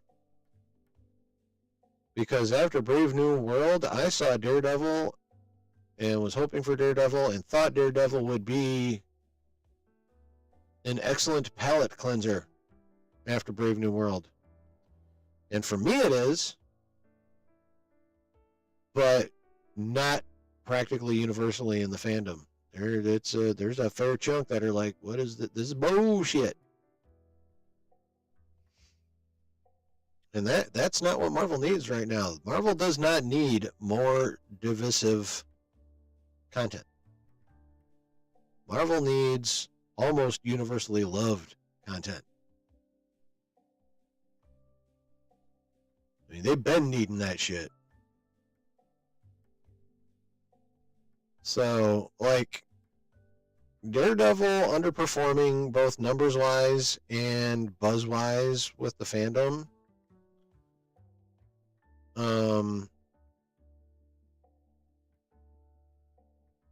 That was a fair chunk of what I felt was Marvel's comeback trail that is now just. It's not going to matter how bomb or how awesome or how lit next week's season finale is. The sentiment and the narrative has already been set, and that is this show was the views on it and enjoyment of it is very, very mixed. Show release Daredevil on Disney Plus and Hulu at the same time since it's more of an adult show. I mean, I don't know if that would have helped that much. I mean, it might have helped some. I don't know. Can you even get to Hulu outside of Disney Plus? Or is that fully integrated yet? Actually, you know what? No, I don't think it is fully integrated yet. Yeah, that might help some. That may have helped some for sure. What about Ironheart? That comes out in June. Yes, this is our year, folks. This is the remainder of our year. Finishing off Daredevil next week. Thunderbolts in May. Ironheart in June. Fantastic Four in July. Nothing in August or September.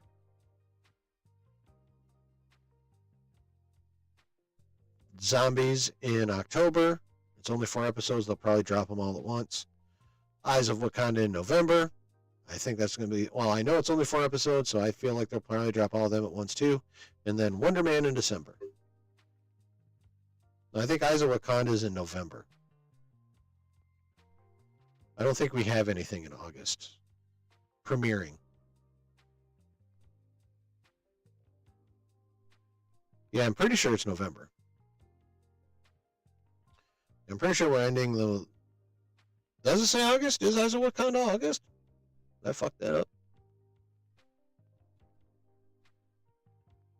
Okay, well, maybe we're getting September and November off then. Because I know Zombies is coming out in October. I'm 100% sure on that. And I'm 100% sure Wonder Man's December.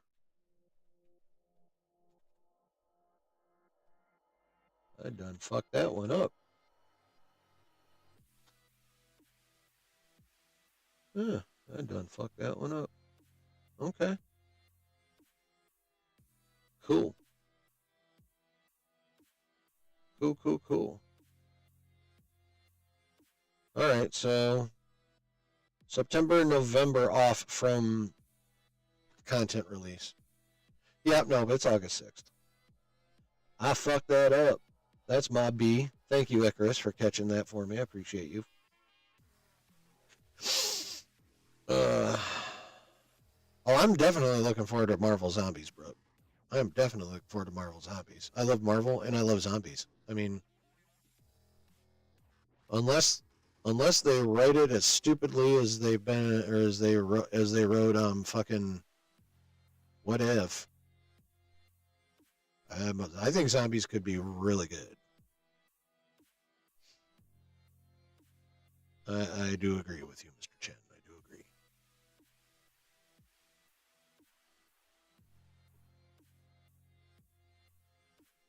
But yeah, I mean, either way, we're still ending the year on Disney Plus.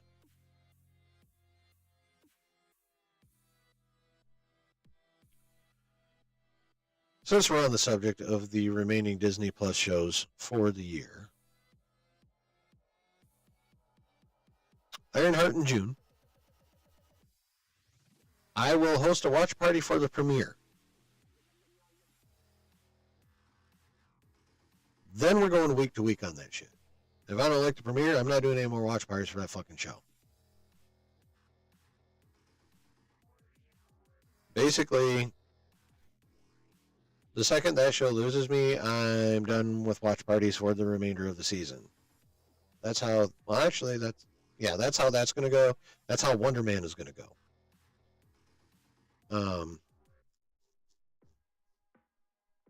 If the episodes for Zombies and Eyes of Wakanda are some of the 20-minute dealies, we may do a watch party and watch all 4 episodes of each when they drop.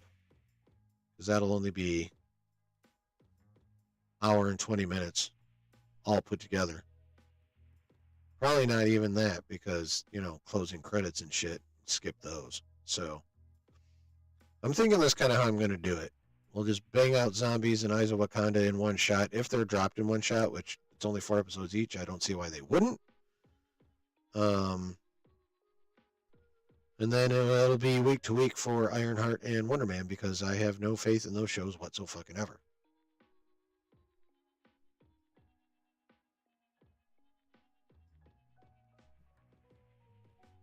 As far as I know, they're dropping Ironheart week to week. How many episodes does that bitch have? I think it's got at least 8 episodes. We don't have an official release schedule.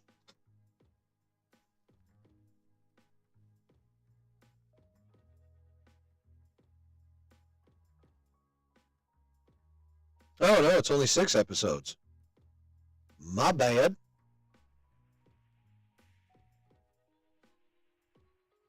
And June 24th is the first one. Yeah, I mean, they didn't even drop. Did they drop Echo all at once? Yeah, I think they did, but that was only 5 episodes. I mean, they might drop it all at once, but I don't think so.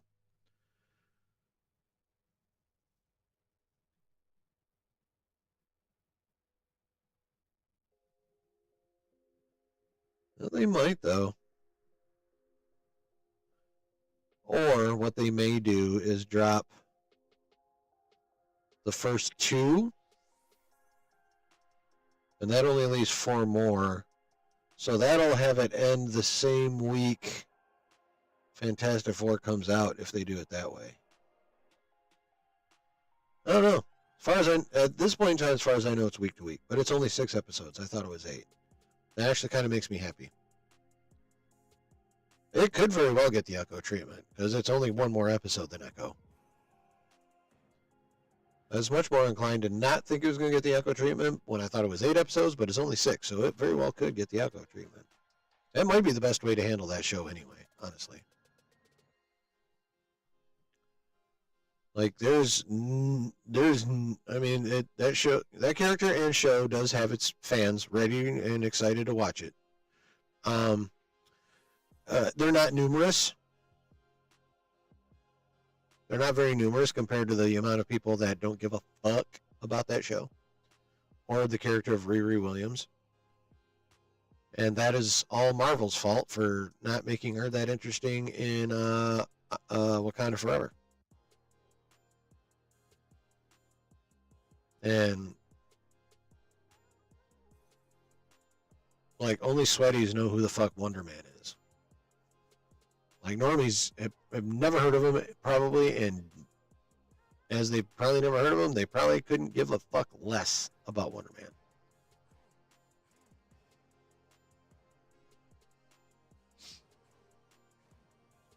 Like I don't know when or where Marvel forgot that while you do have to keep your core audience, you make your bank on the normies. So you got to appeal to both. And Wonder Man, well, probably doesn't even have that large of appeal to fucking sweaties.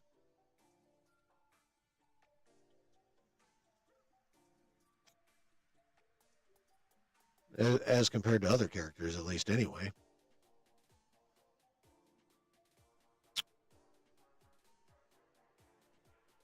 So, yeah, you barely remember Riri Wakanda Forever. I mean, she wasn't that significant. I mean, she was there. But that movie was much more about Shuri and Namor. Always got to trill the R. Namor. My enemies call me Namor. So, I mean, but that's exactly my point, Delta Dan. Is like they did not make her memorable at all. Not even really in a bad way. People were just like, there she was. You know? So, like, that's totally Marvel's fault. Like, I never blame the actor, actress if they were given exactly Icarus. You know, it takes a elite level of actor, the unisex term actor. It takes a unique level of actor to be able to overcome shitty writing. And there's not that many that operate at that level. The young lady that plays Riri Williams is definitely not one of them. She is not one with enough talent to elevate that which she's given. And unfortunately for her, that which she was given was not great.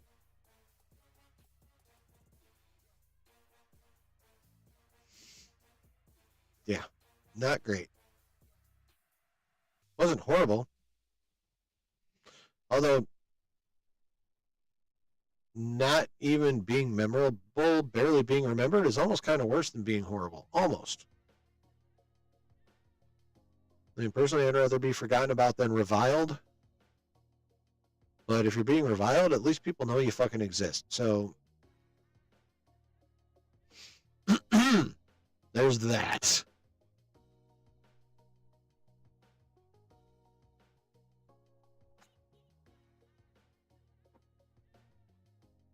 Are we all having fun just chilling? Because that's what we're doing. We're just chilling bullshit now, chat. And I'm enjoying it. You motherfucker. Oh, stop it. Thought my pen was about to die. Man, I was about to get pissed. Well, aggravated.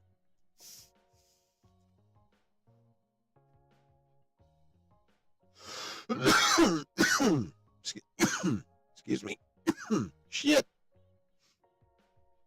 Yeah, exactly. Riri Williams. That's what she said, Brooke.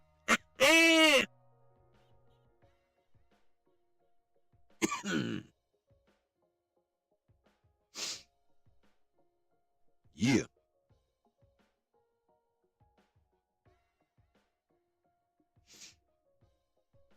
I mean, nerds do it better anyway. Because we're studious. We do research.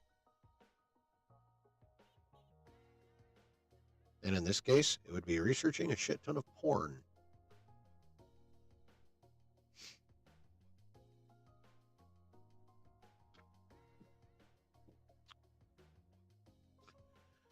So we research, we gain knowledge, and we do it better.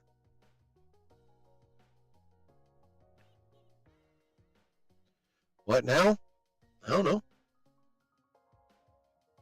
Like, it's a fucking slow-ass news week. There isn't a shit ton to talk about of, like, set subjects. And we got two options. I can get out of here. Or we can just bullshit for a while longer.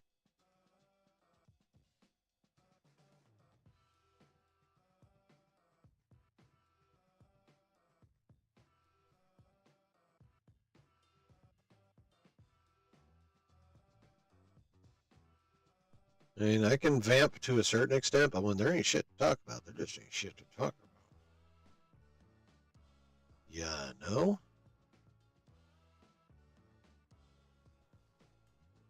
Sweet people are busy about stock. Yes, yeah, that is kind of a big thing. That is a thing.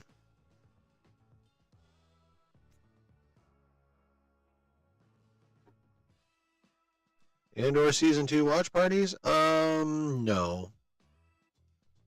Are you familiar with the release schedule, Lou? Have you heard about this yet?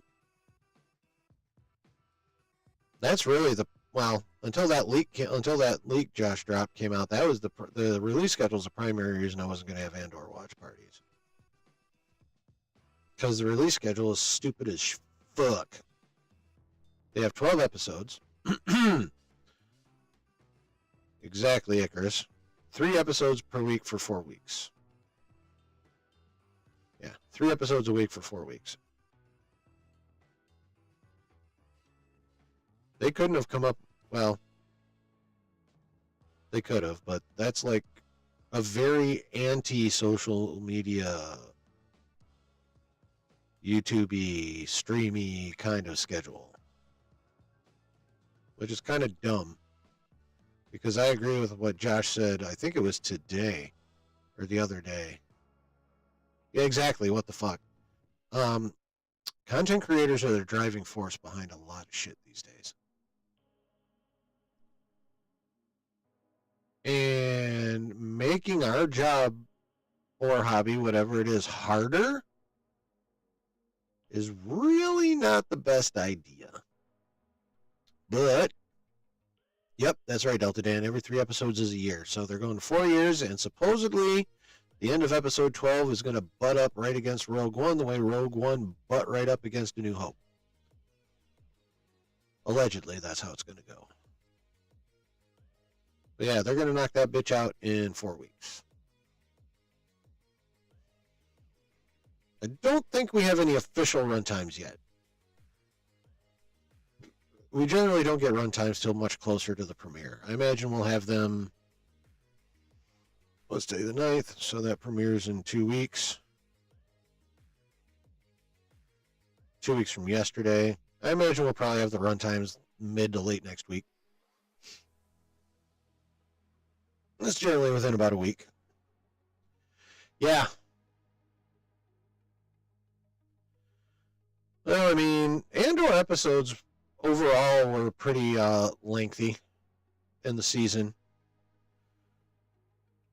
But, yeah, so like, 40-minute episode, it's 2 hours of content. 35-minute episode is, over an hour and a half of content. Like it's an 80s movie worth of content. And I ain't trying to fucking have a watch party for that shit.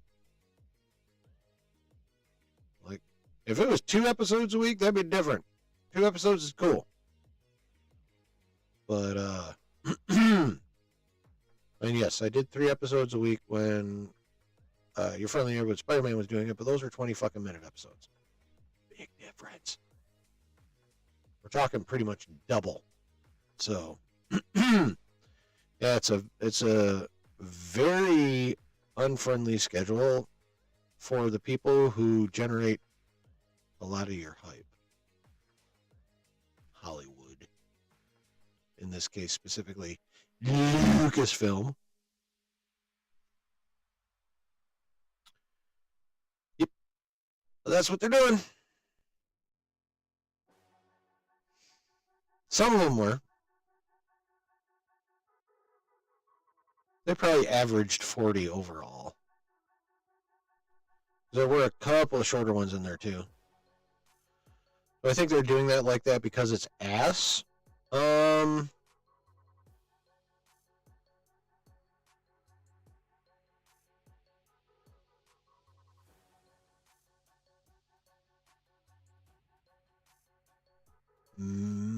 Doubtful. Andor is one of the things Lucasfilm has been high on. I'm trying to think what it could be, though. When's it going to be done? More minutes watched per week. That's probably a reason. They're probably trying to manipulate viewership numbers.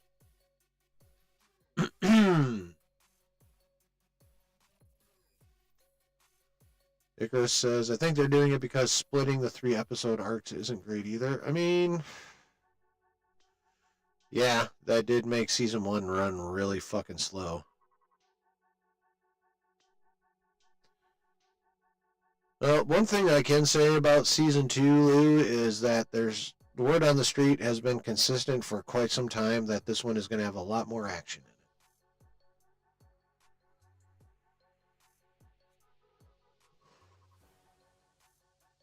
So,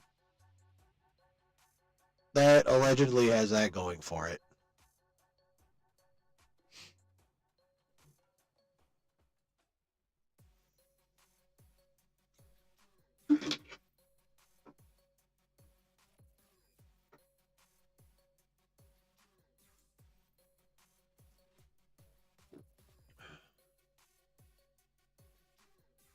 The hell? God damn it.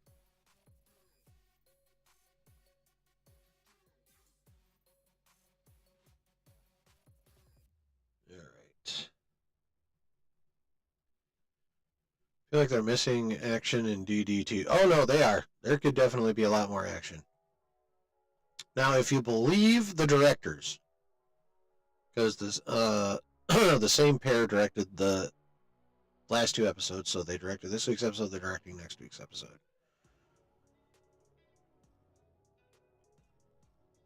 According to them, if you believe them, the season finale is going to be more violent than anything we've seen Daredevil-wise ever, including the Netflix show. If you believe them, that's what we're getting next week.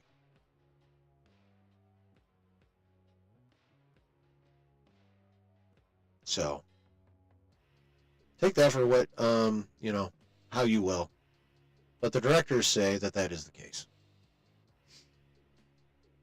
yeah, that's definitely, like I say, I am very much enjoying the show, but I definitely acknowledge and feel like it's not perfect. And one of the big things that is keeping it from being a lot better is Matt in the suit fucking people up.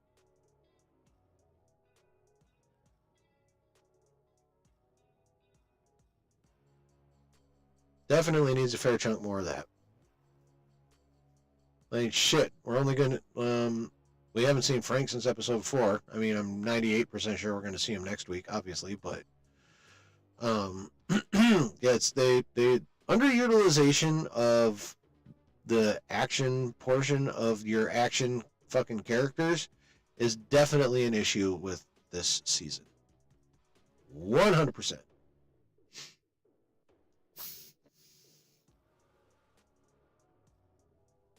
So, hey, got some people popping in. Welcome. Hang out, say hi if you want, or just chill and listen. I don't mind either way. I would just like you to do me the small favor of hitting buttons. The like button, the subscribe button if you haven't hit it before, and the notification bell. Not asking a lot, just 3 quick clicks or taps, depending on the device you're currently watching on. But yeah, I ask for 2 seconds of your time to do that. Oh, Andor definitely had some pacing issues. Season 1, pacing issues. Most of this season of Daredevil had pacing issues. I thought they did a much better job with the pacing in this last episode, for sure. The writing and quality is good, but it's a slow burn until we got to the end of each plot. Yes. I definitely agree with that, Delta Dan.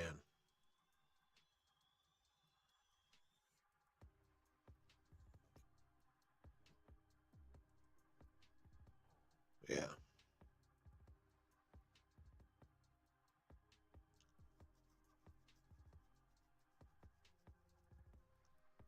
Itchy facial hair. Yeah. I mean, I'm interested outside of what may be in Andor season 2. I can't say I'm disinterested in it. I'm not hyped for it, but Andor is a show I didn't not enjoy Andor as a television show. I enjoyed it. It was slow. I'm not going to say it wasn't slow. It was pretty slow a lot of the time. But it was very well written, very well acted, very well produced for the most part. So just based on those technical qualities, I enjoyed that show. It had no business having a Star Wars sticker on it. That's my gripe with the show. My gripe isn't with the quality of the show. My gripe is with the fact that you tried to call it a Star Wars show when it's not. So, yeah.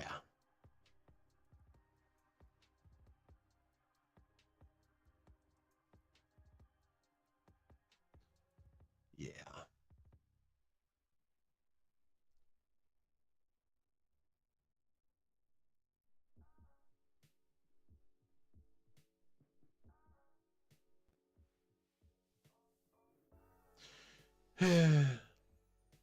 All right, y'all.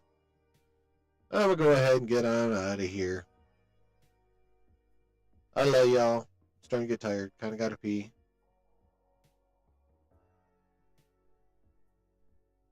Throat's kind of sore.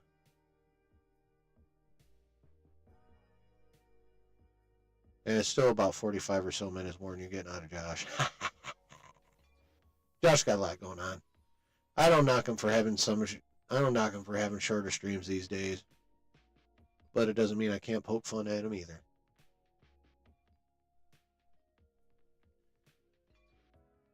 All right. Love y'all. I'm always grateful that you choose to spend your time here with me in the basement, hanging out, talking some shit. Y'all are the best. So far as the rest of this week goes, Saturday, 9 p.m. Eastern, for the regular weekend stream. Hope to see y'all back here for that. Hopefully we'll have some fucking news to talk about that'll pop off over the next couple days. That would be nice. If not, I don't know, figure something out. Maybe we'll do some video reactions.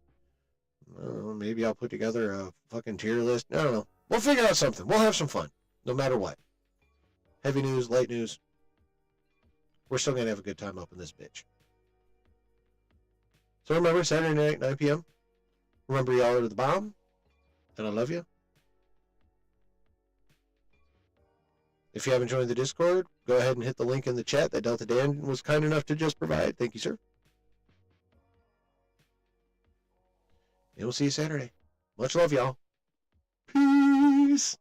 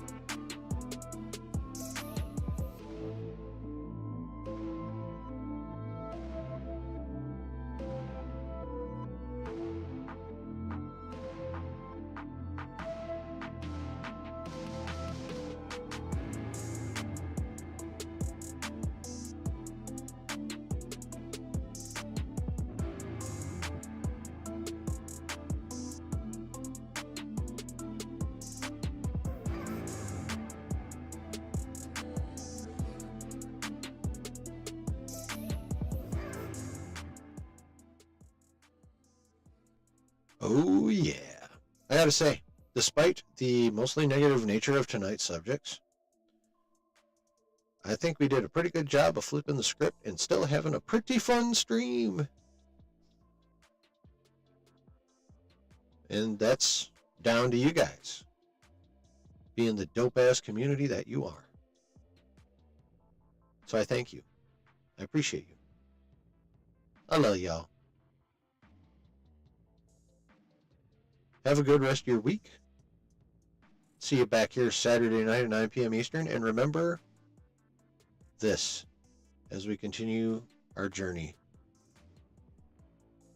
Wherever you're at and whoever you're with, always keep it nerdy. Later.